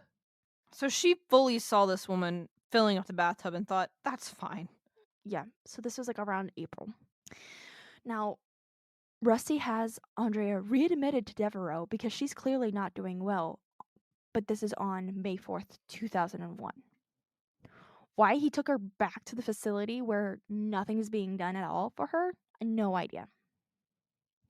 Now, while there, Rusty visits every day and sees that she's only getting treatment for drug addictions, something that she doesn't even have. She has postpartum psychosis. Why aren't they doing anything about that? All they can do is get her back on Haldol since the other medications that she was on just weren't working. Mm-hmm. But it's an extremely, extremely low dose. It's practically nothing. Yeah. On May 14th, 2001, she's again discharged with instructions to come back for daily outpatient sessions, which aren't working because they are designed for people with substance use disorder. And like I mentioned before, the dosage that Haldol that Andrea is on is so low that it's practically nothing. And everybody around Andrea sees that she's just not there. There's no light in her eyes. She doesn't even look alive But, anymore. like, why? Why are they doing this to her? Because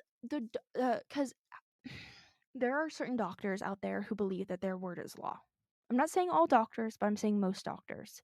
And they think that because they have experiences with patients who have negative experiences with certain drugs, they never prescribe them again. Or, hey, I'm the doctor, I know more than you. Which is just not the case, because 9 times out of 10, I have I've known people who have had to explain to their doctor what their disorders actually are, because doctors, whenever they do go in for their medical training, they don't get as much research or detail into these things that you should, unless you're a specialist. I would like to remind everyone that being a doctor and being a scientist are not the same thing. Because I don't think people grasp that enough. Scientists can be doctors. Doctors are not scientists. And I know that sounds like a weird thing to say right now, but oh my god, there's a spider. I'm playing Animal Crossing. Oh my god. I just ran past a fucking tarantula. It scared the bejesus out of me. See what we have to do for our mental health? Sorry. A scientist, doctors learn what scientists discover and regurgitate it out to the public. However, and this is what I need every doctor listening to this story, because if you still made it this far after I've been ragging this whole time, I need people to understand this. And if you are someone who has been negatively impacted by the medical field, I need you to understand this so hard right now. Science changes all of the time. All of the time. Science can change overnight. Science changes every day. Things that we thought this morning can be different tonight. Science changes all of the time. Doctors do not put in the effort so often to look up the updated information on things. They think that what they learned in the 80s is the truth and it will never change. Doctors are not scientists. They are not doing the lab work. They are not putting in the research. They are not getting their shit done. You can have a doctorate. It's not the same as a doctor, by the way. A doctorate degree and being a doctor, not the same thing. I don't think, I believe. Well, I mean, the title is the same, but you're not a medical doctor if you have a doctorate. You have to have an MD. Yes. So if you are a doctor or a nurse or a medical practitioner, whatever, you are not a scientist. You have learned how to do medical stuff and put it onto human bodies.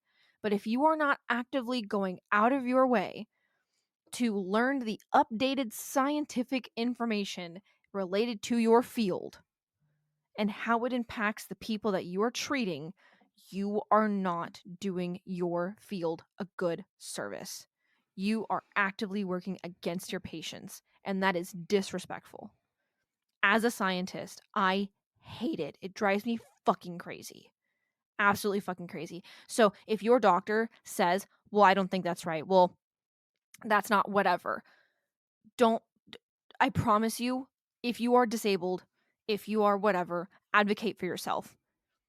Advocate for yourself. I'm begging you. Or if you don't have somebody if you can't advocate for yourself, call me. Call me. Say, hang on, and then dial my number, and then call me and say, hey, Mythos, my doctor is not, I can't do this. My doctor's telling me this. And be like, okay, put me on the phone. And then you hand the phone to the doctor, and then I'll come and I'll be like, hey, what's going on? What are they saying that they have? Oh, okay. Have you looked into this at all? Did you study this in medical school? Are you aware of what this condition is? Have you looked at it in the last 5 years? No. Have you looked at it in the last year? No. Okay, then why don't you go to Google? Because it probably will tell you at least something. You look it up. You go to a specialist. You figure it out. You're a fucking doctor. And if you gaslight this person one more goddamn time, I'm gonna come down there. I'm gonna shove that stethoscope so far up your urethra. Okay? You can listen to your ball sacks crunch when I kick it. Got it? Thanks. Can you hand it back now? I'll do it. yeah. I'm so lucky to have a mythos who will advocate for me because I am a pushover and cannot advocate for myself right now. Advocate for yourself because you will probably encounter the information before your doctor does. No, I literally have heard horror stories of doctors literally Googling information in the fucking room with the patient because the doctor had no idea what the fuck they were Which is talking about. honestly terrible, but at least they're trying. Yeah. But if you say, hey, I have this, and a doctor says that's not real, you can go, well, your PhD isn't real. It's just a piece of paper. Because I promise it'll take you longer to find that piece of paper than it will take me to Google this and show you that it's a thing. Sorry, I have a lot of medical rage. I do too. I love my best friend, who's a registered nurse. I love you very much. You're doing amazing. She works in the cardiac wing. I love you.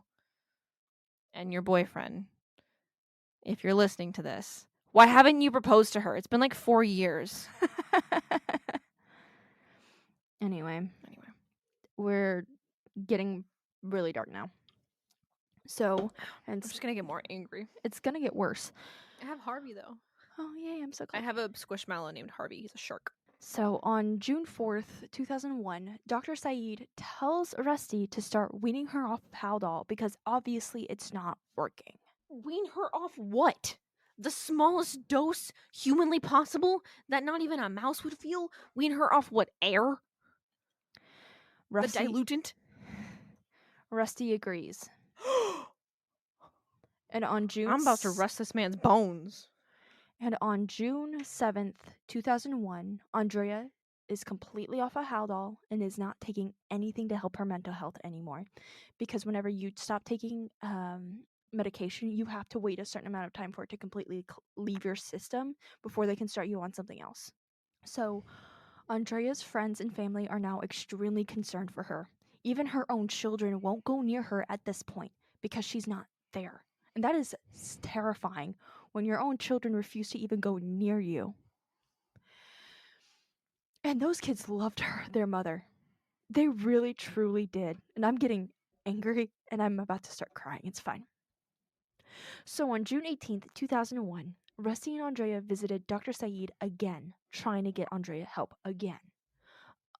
Dr. Saeed asks Andrea if she's suicidal, and she says no. So the doctor says that things are just going to have to be like this for a bit until they can get her on something that's not Haldol, because God forbid she's actually on something with the medication and the dosages that work. I thought that was a bar that I could put my foot on. I didn't realize it was your foot. Sorry. Anyway. Do you need to take a second, babe? I'm fine. You sure? I gotta get through this. Okay. So he basically tells her to stay the course until they can get her on something else. The medication that he says that they're going to try next in a couple weeks, by the way, it has already been a couple weeks since she's last taken anything for her mental health. So they're going to have her wait a couple weeks more. But the medication that they're going to prescribe for her, according to Dr. Saeed, does wonders. I forgot to write down the name of the drug. But there's also stories of people who've tried this drug and it's just not worked. It's made things worse, and I don't understand why doctors don't. If there is something that works for somebody, why change it? Why do anything about it? But at this point in time, he also recommends that she just not be left alone at any point in time, just in case. So that's something that stayed consistent. Medical professionals have told the family and told everybody not to leave Andrea home alone with the kids. On June 20th, 2001, Rusty calls his mother and has her come over an hour after he's already left for work, despite instructions not to leave Andrea home alone at all. But he had been giving her time like this every now and then to get her some sort of sense of independence and hopefully help her recover. So he's already been leaving her home alone with the children for like increments of time, trying to help her regain that independence. And he thought that she was doing great because she actually came down and sat and ate with the children and was interacting with the children that morning.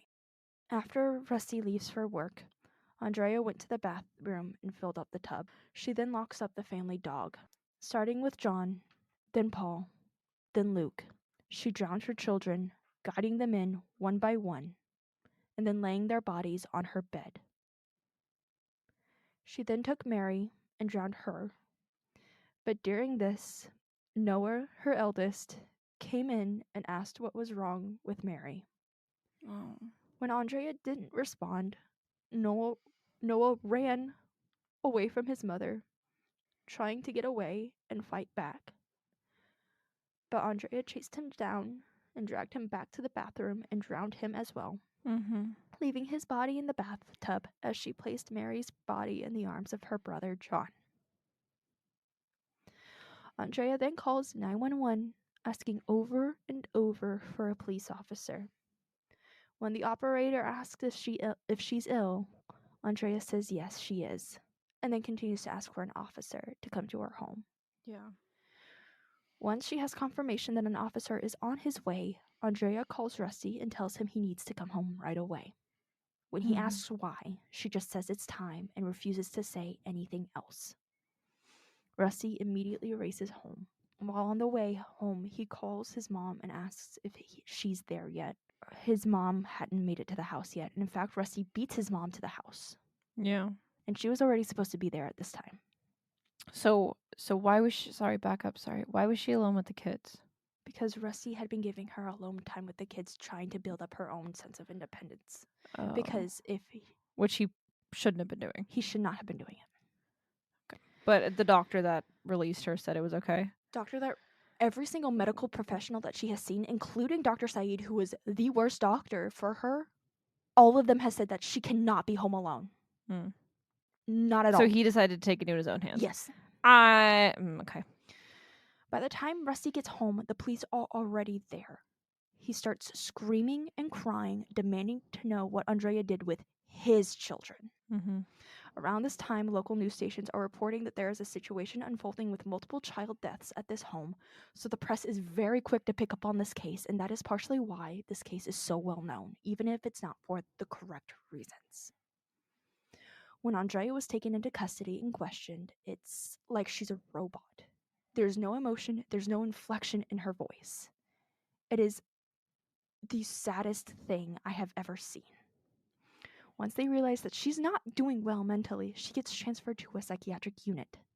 Once there, she is not doing well and is actively getting worse. Her self-harm and her suicidal ideations get her placed on suicide watch. While she's in custody, she admitted to killing her children because she felt like she was an awful mother and that the devil was going to get her children if she didn't. Mm-hmm. She felt like she deserved the death penalty for her punishment for violating the commandment, "Thou shalt not kill," despite admitting that she was doing it to save her children's souls. Yeah. Several, and I mean several, mental health professionals have admitted that Andrea was mentally the sickest person they had ever encountered and fully supported the defense's plea of not guilty by reason of insanity. Yeah. The prosecution, on the other hand, believed that Andrea was not mentally ill, that she was just a cruel woman who had murdered her children to get back at her husband for working too much and for essentially ignoring her. Oh my God. And there are people out there who do believe this theory, Jesus Christ. and I will get on them later.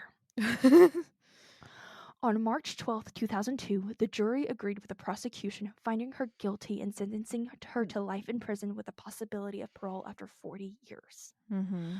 Andrea and the prosecution were both disappointed by this sentence because they both wanted the death penalty, but both of them wanted it for violently different reasons. Yeah. For Andrea, it was a form of suicide. Honestly, at this point, if you're a mother who's killed her kids, it's a mercy, is what it is. Rusty, during this time, was fully convinced that Andrea was going to get let off and that they would go on to have more children, maybe not biologically, but by maybe adoption. He had deluded Is this man himself. still out there? Yes. I will find you. I Despite will find you. Despite Rusty's near delusional desire for more Near. children No, delusional. and the idea that Andrea would be found not guilty, he realizes that both are not feasible and then files for divorce in July of 2004, 2 years after she had been imprisoned, stating that they had not lived as husband and wife since the day of the murders. Oh my fucking god. The divorce was granted, and Rusty would later go on to remarry, have a son, and then his new wife divorced him. In 2006, the courts would overturn Andrea's conviction and set a date for a retrial, as one of the experts that the prosecution had used falsely claimed that Andrea had seen an episode of Law and Order where a woman does the same thing and gets a verdict of not guilty by reason of insanity. Mm-hmm. However, a writer for the show later, like during the appeal portion of it, Yeah. later comes on and says no such episode ever existed. In fact, there was a Law and Order criminal intent episode that was based on this case that was I remember you mentioning this. released in 2006, Yeah. but that was it. Jesus. On July 26, 2006, Andrea was found not guilty by reason of insanity and was admitted to the North Texas State Hospital in Vernon before being transferred to the Kerrville State Hospital. Every single year, she is up for review for release, and every single year, she refuses the opportunity. She's still alive? She's still alive. Oh my god. And everybody has said that she has done so much better, but she still mourns her children, and she actually, her defense attorneys, they were a husband and wife team, they actually set up this thing called the Yates Children Memorial Fund, and it was founded in 2002 with the mission of statement of raising awareness about postpartum illness for the benefit of mother, child, and family. They work to this day to destigmatize and provide assistance to millions of women just like Andrea. And she is so happy about this. She is thrilled that her children's memories are living on through this foundation, through this memorial fund. Yeah. And do you want to link it in the show notes? I'm gonna try to find it. I couldn't Okay. find the exact link for it. What was it called? The Yates Children Memorial Fund. I know they were recently taken over by another sort of parent thing, but I want to see if I can. This is the end of my case, but I'm not done. My notes are done. I'm not, because since her new trial in 2006, everybody's kind of accepted that she was a very sick woman who desperately needed help, and that nobody was listening to her and nobody was giving it to her. However, there are still people out there, like the original prosecution and other cruel people to this day, who still believe that she was in her right mind when she drowned her children. A lot of them point to the fact that she had the wherewithal to lock up the family dog to prevent the dog from interfering. You also have people pointing out that she literally chased down her son to drown him. Yeah. But if you look at the mother-in-law's testimony during the trial, she had been filling up the bathtub for months before this happened. Months. Yeah. This wasn't new. Yeah. This was the sign of a very sick woman who was desperately needing help. And to sit here and call her a family annihilator, a woman who was so angry at her husband, or who resented her husband, or who resented her kids for any of it, is disrespectful as fuck. She loved her children. Her children desperately loved her. The only reason why they refused to be around her towards the end was because she was fucking gone mentally. If you ask anybody around her during this time, she was a fucking zombie, essentially. Yeah. And in her mind, whenever she committed this crime, she was doing it to save her fucking children, not for any other reason. So to hear people call her this family annihilator shows that if you have this opinion, it is your opinion, and this just as much as this is mine, but that you have no sympathy, you have no empathy. You are determined to find everything wrong with somebody. And I agree, the justice system is very lenient towards women whenever they have no reason to be. However, to sit here and claim there was no history of mental illness before this, to claim that she was a Chris Watts type figure, is disrespectful as fuck, not only to Andrea and her children, but to Shanann, Bella, and Cece Watts. It is fucking disgusting that you could even think to compare the two. And I don't understand how people like that managed to jump to that conclusion. This is all my personal opinion, by the way. I don't like people like that. And I have a question for those people who still think that she did it out of some malicious thing that she wasn't sick, that she was just evil. Mhm. She was able to go from a life imprisonment, the possibility of parole after 40 years, to a state-run mental health hospital where she is up every year for review, for release, and every single year she denies it. If you were this evil woman who killed her children to get back at her husband and to free up her own life, why wouldn't you take every opportunity you can to get out? She still turns down the opportunity for release every single year that it comes up. She refuses to accept it. She doesn't want it. Mhm. Would a woman who is so evil, as so many people like to say, so callous as to kill her children just for the sole purpose of her husband not being home enough, not Mhm. doing anything enough, or for loathing her children because she was 5 children with one mother with a husband who was working constantly, with a sick father who ended up passing not long after you gave birth. I'm not saying that Andrea didn't resent her husband. I don't know how Andrea felt about her husband. But if she did, I would not blame her. This man pressured Andrea into having more children. This man ignored advice from medical professionals every step of the way, except whenever it was clear that she was a danger to herself or to somebody else. Mhm. And that is not somebody who should have been around children, should have been around his wife. I'm very angry and I'm very upset. And this is a case that I know I will end up carrying with me, because here's the thing. Whenever people talk about this case, they are very opinionated one way or the other. I am very opinionated towards a very specific direction, but I also have the history of having to deal with the fucking medical professional world to back it up. Mhm. Like, I have had similar experiences, but I will never have that same experience. Oh, I pray that I don't, Mhm. because I cannot imagine. Do I believe that Andrea Yates should have killed her children? No, I don't. I do believe she should have been punished for that, yes. But you also have to remember that she was a very sick woman who genuinely thought that she was saving her children, because she thought if she let her kids live, they would burn in hell. Yeah. And of course, the Warreneckis were like, "Oh no, we had no part in this. This was all her. We had no part in this."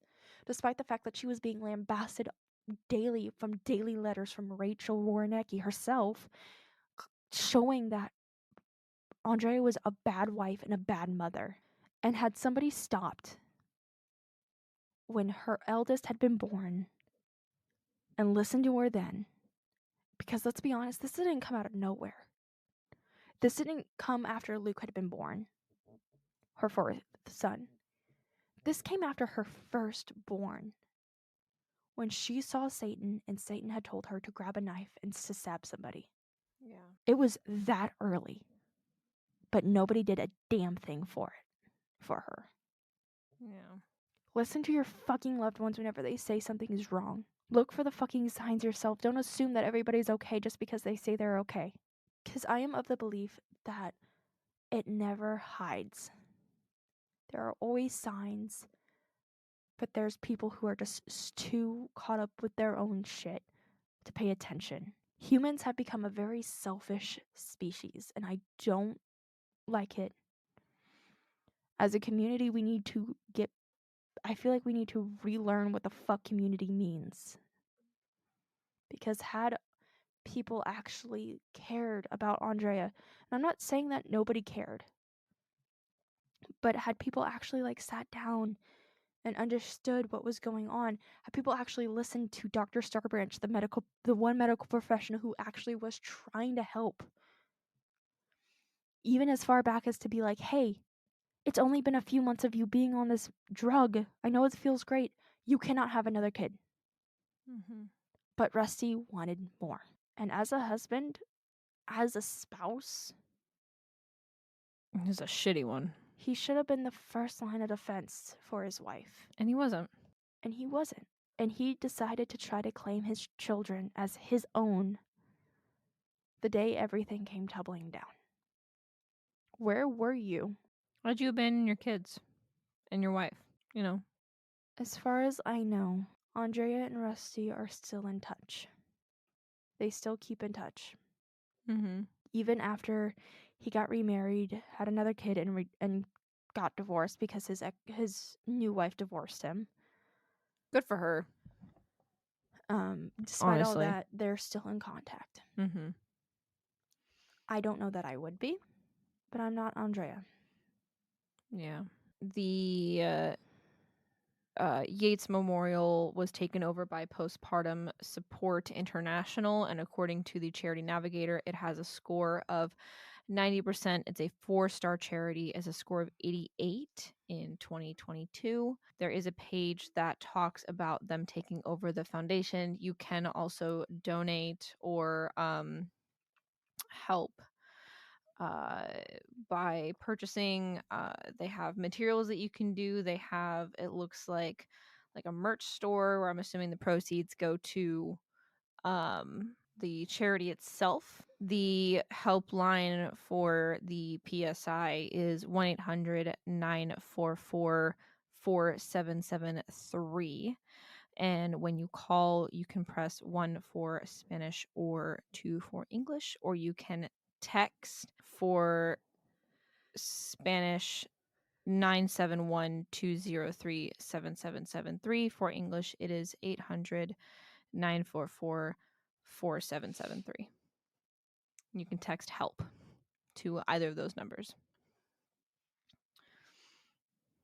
And their website is www.postpartum, postpartum.net. N-E-T. They have a lot of resources on there for people who are struggling with anything to do with postpartum at all. They also have, it looks like, a few locations in different states, so you can search to see if they have an actual clinic near you before or after, and they have help for both moms and dads. When I looked up the local place, they had a photo of a little kid with Bluey. It's very cute. All right, hey then. You Are ready? you ready? All right. I am so desperately trying to summon people from this area. Please listen to our podcast. Alrighty, so this was requested by Psychos, who is Scottish. So that is why I'm talking about this today. Even though this was technically supposed to go with next episode. Yes, but I needed to take a break from reading so much. So That's fair. it's been swapped. Today, as per Psychos' Scottish request, we are talking about the Benia. Benia. B-E-A-N. Nighe. 2 words, Benia. This is, I'm so sorry for this. It's another cursed woman. I'm so sorry. So, just a heads up, this is going to be a very short section. The Benia comes from Scotland, which, just a rough idea of what's going on with Scotland. So if you look at a map of the UK, Scotland is like the top half of the main island. England is the bottom half. Boo. That's a joke. That's why they're on the bottom. Oh, anyway. Scotland would top. Anyway. Oh my god. It's joke time. So if you're looking at a map of the United Kingdom, Scotland is the top half, England is the bottom half. So there's 3 main regions in Scotland. So you have the Highlands, which is where your family is from. Yes. Which is the mountainous region to the north and northwest. And this has the most mountains of the British Isles. Also, And then, fun facts. Only the Highlands of Scotland have clans. The Lowlands and like the Midlands area, like no other place in Scotland has clans. So if your family is from Scotland but you're not specifically from the Highlands, you're not part of a clan. Sucks. fun facts. This has I'm not been- Scottish. I'm German, so I have different fucking shit shows to deal with, which is fine. Technically, my family is Swedish and moved down to whatever. Anyway. And then we have the Lowlands, which is a pretty much like a flat plain area across the center of Scotland. And then you have the Southern Uplands, which is a hilly area that's on the southern end of Scotland along the border of England. So it's almost like a bowl shape. So yeah. We want to move to Scotland very bad. So Scotland is divided into 4 main council groups, kind of like how we have states. They have their own little kind of sections. Mhm. So I have them all listed out. I'm not going to list them. There's like over 30 of them.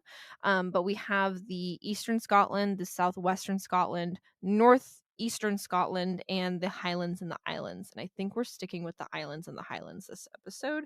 But we are going to dump down into the Southwest a little bit. I'm going to be uploading these notes to Patreon whenever we get that set up as all my notes. And in there, I have each different district listed out by which of these council areas they're in, but that's kind of how Scotland is divided up. Examples of different areas are the ones that everyone's fucking heard of. So we have Angus, we have Edinburgh, Scottish Borders, we have Glasgow, and it's pronounced Galway, I'm pretty sure, but it's spelled Galway, which is confusing for my brain.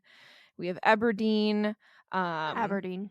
what? Fuck off. We have Aberdeen and stuff like that. So, didn't mention anywhere from the Highlands in that list. So Aberdeen.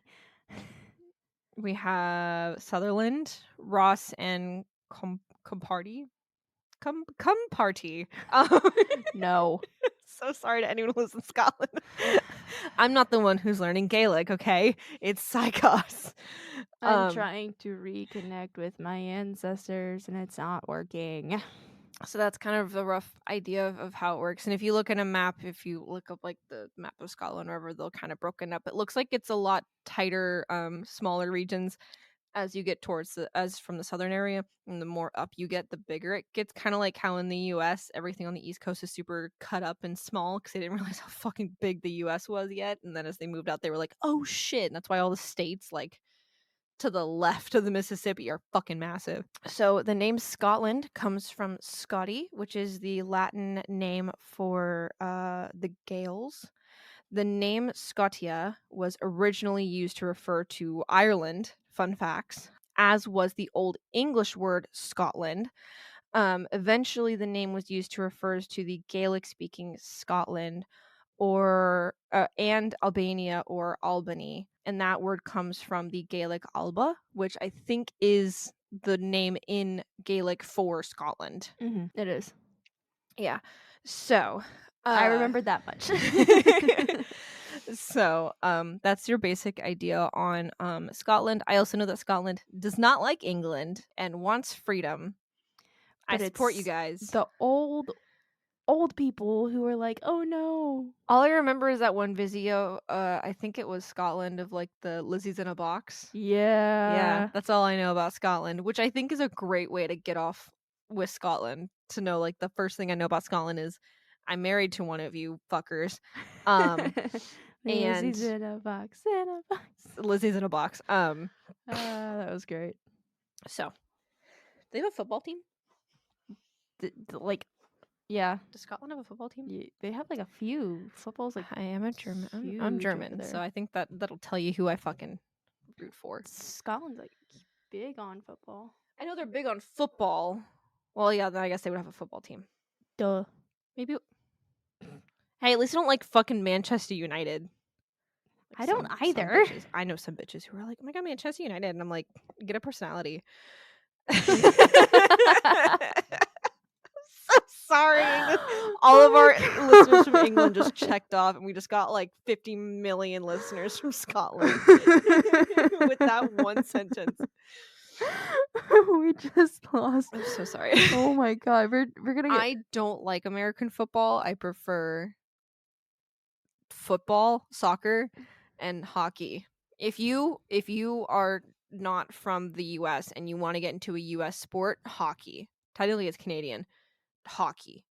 I don't think they have hockey I in don't the know. UK. Does the UK have hockey? I know they have Quidditch. Whatever. Fuck J.K. Rowling, by the way. Fuck that bitch. Oh my god, there is a hockey team in the UK. Crazy. The Benia. The Benia is Gaelic for the washerwoman or the laundress, the washing woman or the washer of the ford. I'm assuming that's a reference to the word fjord, but ford. Looking to the Scottish person for confirmation. Scottish person is ignoring me. Scottish person doesn't have glasses on. Probably. Ford, Ford. I'm Yeah, assuming that's referring to the word fjord. probably, Okay. honestly. Because Ford and Fjord are Two different languages, though. two different languages, but they It's the same same shit. same basic Yeah, so word. I'm assuming it's the washer at the fjord. It's sometimes the washerwoman is referred to as a banshee. It is not a banshee. I'll get into it. So, what the fuck is a washerwoman? A washerwoman is an old woman seen typically down by creeks or running water or streams or waterways of any kind. And she's typically seen at night. Now, sometimes you'll see one of her, or sometimes you'll see three. We'll get into that. The French come into this. Sorry about it. To the people that listen to us in France. I've been sneezing in threes a lot recently. So. Oh no! How's And your local demon doing? I lost him yesterday when I came home from work. Oh no! I know, I literally said, no, I can't sneeze again, I'll lose. And then I sneezed again. No! I'm losing all my demons. Oh, yeah, I can't eat. Do you want some? No, I'm okay. I'm not really. Sure. I'm not hungry. So the washerwoman is an old hag, blah blah blah. Typically seen down by waterways, all that fun stuff. Now she's described. I'm going to describe what she looks like, and then I'm going to tell you what she does. So, depending on where you're from in Scotland, she's going to have different descriptions. The bare minimum, she's fugly. She's fucking ugly. I know what fugly means. Do you know the word for ugly in Gaelic? No.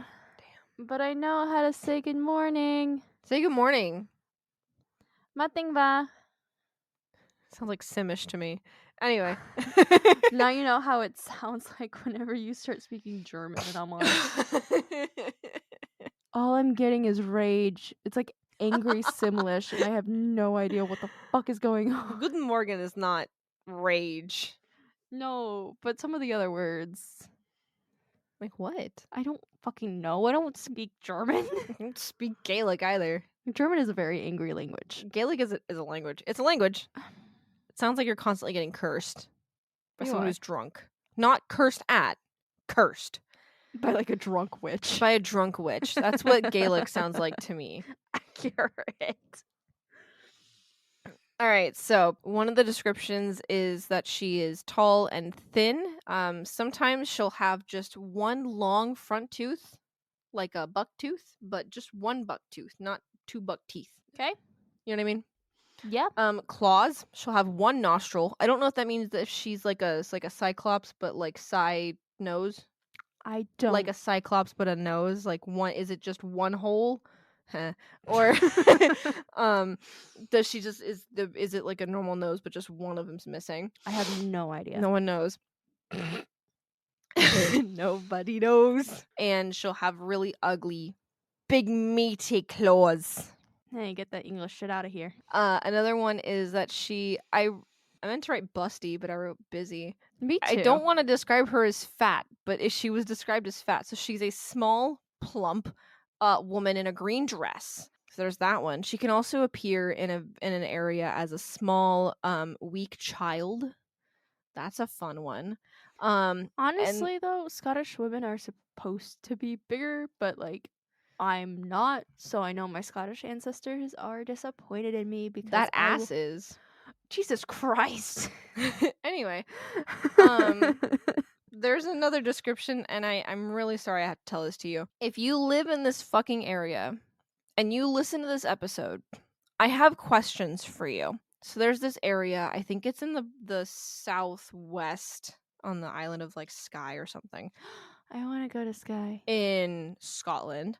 They have I could be wrong with this. If I said the wrong island, don't fucking come for me, okay? She's a woman. She's a woman.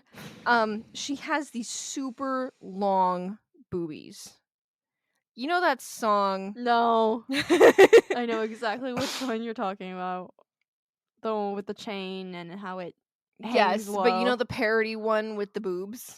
you ever seen that one? The grandma one with the you've never No. seen that one? I've heard a parody one with that talks about ears. Oh my god. Because it's like a Bugs Bunny type shit, but like not. You can show me later. No, you have to see it right now. God, you can show me later. I don't want to see this. What You the never- fuck did I just watch? It's from 15 years ago. That was If awful. if you want to know what I'm thinking about, go to YouTube and type in "Do your boobs hang low?" No. It's a great video. It was so bad. Anyway, so that's what I was thinking of. So she's got these super long boobies, but and because they get in the way of her washing, she throws them over her shoulders and they hang down her back. That's why I looked at this video. Now, I am going to get into the explanation of why this happens, but it is recommended that if you encounter this specific one, you are supposed to go up and suck on her boobs. I will explain that later, I promise, but this is why I have questions. Psychos looks like I just hit them in the face. I felt like I just got hit in the face. Oh my god. What the fuck? So the washerwoman or the Benia, she is an omen of death, if you can believe that, based off the description I just gave you. Well, if her boobs are that long, I assume so. So she is a woman of an omen of death. Now she's seen by these streams washing clothes, specifically clothes that belong to people who are about to die, and they are blood soaked. Oh. Now it would be like if we knew someone who was going to die tonight or die tomorrow. If we encountered the Benia, she would be washing that person's clothes tonight, covered in blood, but they died tomorrow. So she's like a foretelling, which I guess would mean you'd have to recognize the person's clothing. So hopefully your friends don't wear the same t-shirt. Your friend, your enemy don't have the same t-shirt. Fingers crossed. Typically, Benia are women who died in childbirth, who were cursed by the Fae and trapped and transformed into the Benia. I don't know why. I don't know what the Scottish people have against women who died in childbirth. If someone wants to fact check me on why the fuck that is. It can be a woman dying in childbirth and turning into a Benia can be avoided if the clothes that she was wearing or all of her clothes that she owned were washed the same day she died. If the clothes weren't washed for her, then she's doomed to wash the clothes of other people until she dies. Or until she was supposed to die. So if you were supposed to live till like 70, but you died in childbirth at 30, you would be washing clothes for the next 40 years as a Benia, basically being an omen of death until whenever you were supposed to die naturally, and then that's when you vanish. I know, I don't think it's necessarily like I don't think it's the Scots people who have a thing against women who die in childbirth, but I know stories of the Fae who are like the Scottish stories of Fae.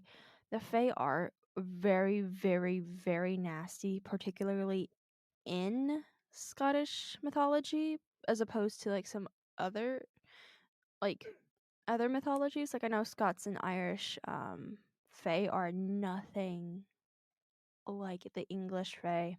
Very different, yeah. Like most of the mean, like evil Fae that you see, that's like Scottish and Irish. Scottish and Irish, yeah. Gotcha. What do you do if you're walking along the road at night and you encounter a Benia? Well, What do you do? lucky for you, if you live in Scotland, I got you, homie. So here's what you're gonna do. Okay. If you encounter the one that's plump in a green dress, if you can get, I think this might be overall for everyone, but they mention these different tricks for different ones, so I'm gonna keep them together, but I think this might be an overarching thing. If you can sneak up and get between her and the river, so if you can manage to sneak up without her seeing you and get between her and the river, then she won't kill you, which is good. But you can gain things from her.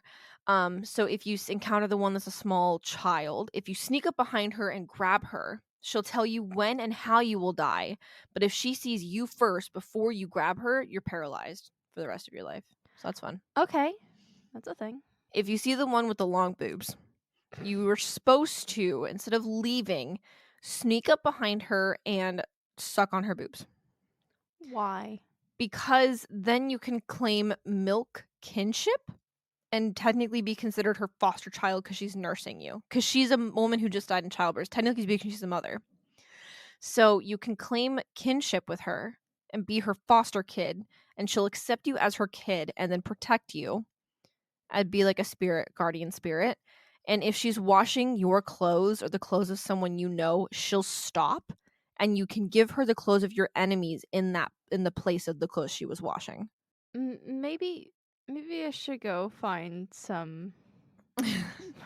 I got some clothes for you, bitch. I got some clothes. I got a long I got a laundry long list of list. clothes. Literally a long laundry list. That's that. Now, there's not a lot on these creatures, unfortunately. But there is a version of the Midnight Washerwomen.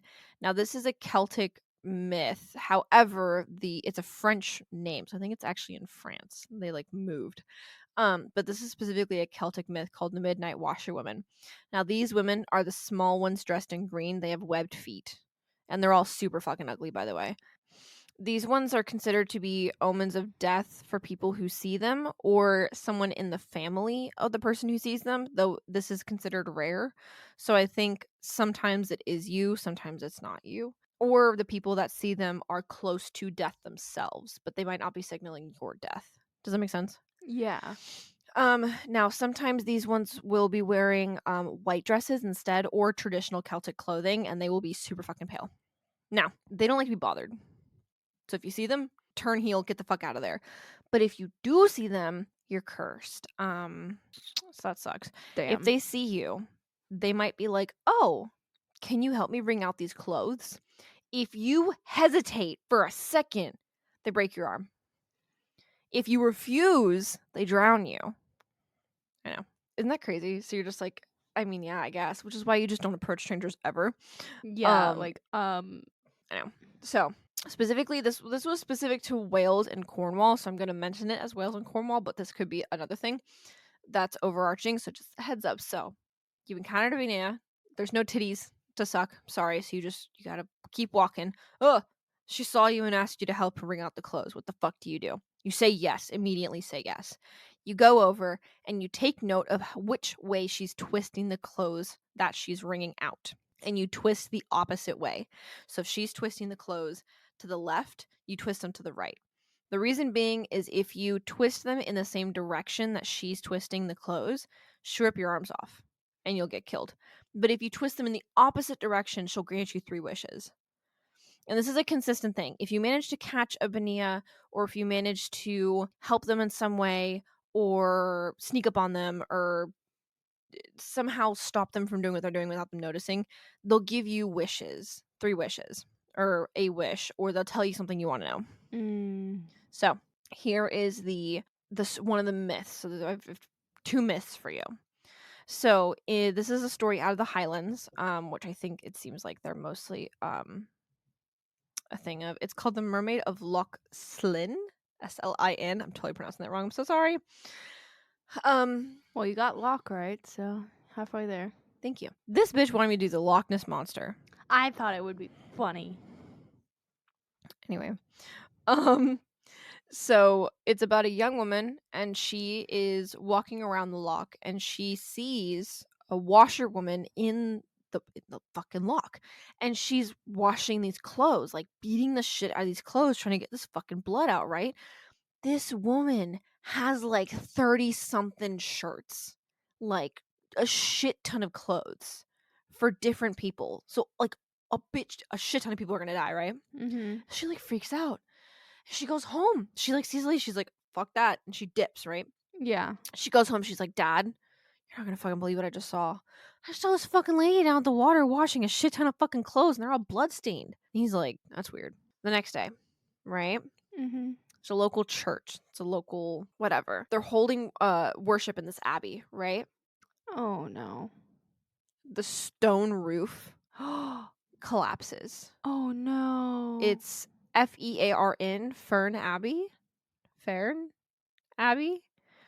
It collapses during the worship, killing 36 people. This is true.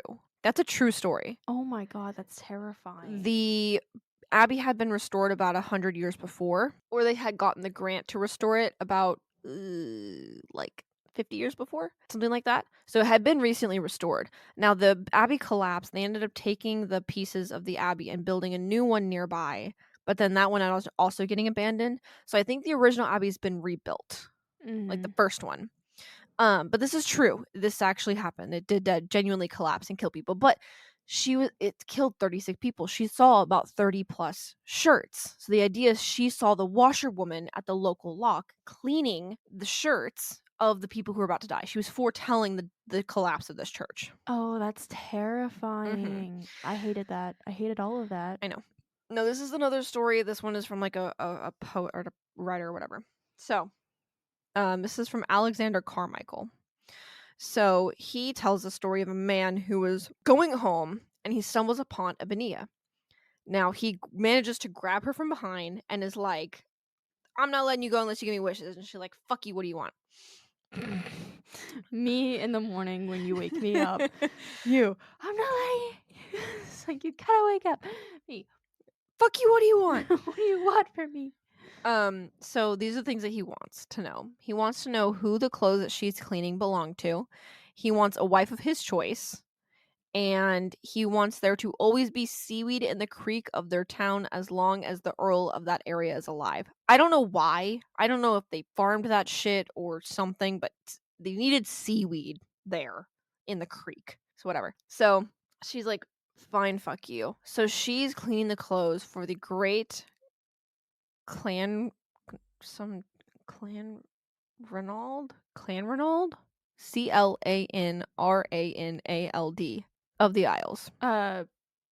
Can you send that to me? Because you spelling it didn't like register. I need to see it. This dude.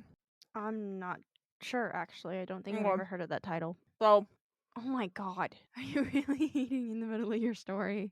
so she says that she is washing the clothes of some great leader or something of the Isles, right? Mm-hmm. And she says that he shall never again in his life go across this area. Basically saying he's not gonna fucking be here anymore, right? Mm-hmm. Now, he takes the clothes that she's washing, puts them on the end of his spear, and launches that shit into the lock. Gone. Clothes gone. And then runs home. He gets home and he goes to the dude. And he's like, dude, I just met a washerwoman and she was fucking washing your clothes. And he's like, fuck that. Kill a cow, give it to me, make a boat, I'm out of here. He leaves the isle. He goes back to the mainland, never comes back. He lives, but her prophecy was still true. He never returned to that area. He never walked across that land again. Isn't that crazy? Oh, that okay. That's Did all I he? have. Oh, he did. Oh, so did the dude like get his wife? Did he get like the I assume thing? so. Did he get any of that? Well, the only Or thing he just wanted was a wife. That's that all he he could wanted. choose Huh? of his choice, which probably meant that he wanted somebody that he could not have, who did not want him. Probably. Mm, Scottish? Yes. Still a man? Yep. absolutely. Anyway, Yes, now, all men. Sorry about it. like I said, my section's really short. So, how is this not a banshee? Right? Very different. So, a banshee is Irish, right? Mm-hmm. Now, the banshee is a very specific type of creature. I think I covered it in the La Llorona story. I think They you like briefly went over it because that wasn't the focus. Yeah, so a banshee is it's another omen of death person, specifically Irish, but they scream. Now, the banshees are specific to Ireland because they follow certain Irish clans. So they'll only go after there'll only be omens of death for certain Irish families, basically. So your likelihood of seeing them if you're not Irish is fucking nilch. Typically, the person who sees the banshee is the one who's dying or someone super close to the person. No. That's not true. Whoever sees the banshee or hears the banshee, either they're gonna die or someone they know super close to them is gonna die. I think that's right? Banshee signal your own death. You're like, I don't know, I'm tired. Now, there is a Scottish version of a banshee. It is not the washerwoman. I didn't write down the name. The washerwoman doesn't really make any noise. Like, if unprovoked, she will not provoke you, kind of a thing. She just kind of sits and hang out. Also, banshees are just banshees. They're not from something. They just are a banshee. Whereas the Benia is a woman who was turned into a Benia. She's forced into this. She's forced to be an omen of death against her will, which is unfortunately very accurate to the story that we covered today with Psychos. Which was unintentional. Yes, this was actually supposed to be next week's episode, but I ended up swapping my stories because my next story is a little gory. Mine's not any better. So it's not a banshee. I did look up a couple videos. There's not a lot of information on these guys. So I looked like the wiki, and then I looked up this one video. It was the only video I could find where they didn't call this thing a banshee. This is actually the guy who said it's not a fucking banshee. So it's called Liath Wolf, LIATH WOLF. This video was posted about 3 years ago. It's on YouTube. If you want to go watch it, it's great. It was a pretty good resource. But yeah, so also the comments there, very informative. But Psychos recommended or requested this, so I did it. And yeah, not much to go off of here. It's a very not super common creature, but definitely interesting. So if you ever see a woman washing her clothes down by the lake, run. Just don't Just run. Unless she has long titties, then drink or die. Maybe she like lassos her titty around your neck and like no, that's and then like chokes you with it if she sees you first. Like some like scorpion shit from Get over here. That's Speaking of Mortal Kombat. Wait, what's that one guy? The hot one. Sub-Zero? The blue one. Sub-Zero? Ugh. Sorry. And his brother, or whatever. Scorpion. The gold one? Scorpion. I don't know anything about Mortal Kombat. Except that Sub-Zero is hot as fuck. Which is ironic. Is it? Considering his ice powers. Oh, he's sexy. Anyway. Mortal Kombat, if you want to sponsor us. Oh my god. Yeah, like, I know nothing about I will play all of these games for the first time. I am untouched by your franchise. I know nothing. I know that one trend that went around TikTok, the Katana wins flawless victory. Oh my god, I fucking love Katana. It was such a good trend. Oh my god, I know nothing about Mortal Kombat. I want to cosplay her so bad. Yeah, that's something that we like to do on the side. So if you know us IRL, no you don't. No, you don't. I would cosplay Sub-Zero. I think you've asked me to do that a couple times. Oh my god, you would Man, look it's so spicy. good as Sub-Zero. Anyway, so yeah, that's literally all I have. I have like not even 2 pages of notes. It was a small little palette cleanser because next week I'm doing a big one. Yeah, my case notes for next episode aren't as long as my case notes for this one, but it is not. It's still pretty bad. And then the one after that, not great either. The one after next week is gonna be extremely rough. I am giving you ample warning in advance, and I will continue to warn you up until the episode where I will give you another warning again. And that one we may have to stop and take breaks during, because that's fine.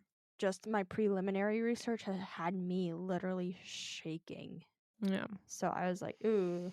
And then that doesn't bode well for me. Yeah. And then I think June we'll start rolling out some stuff onto Patreon that's additional content when we have the time. And then July is my birthday month, so we're gonna be doing some fun stuff for that. I'll be doing a 4-parter, 3-parter. I think it's a 4-parter. I know that one of the episodes we're actually doing a joint episode where I get to talk about some stuff that I really love.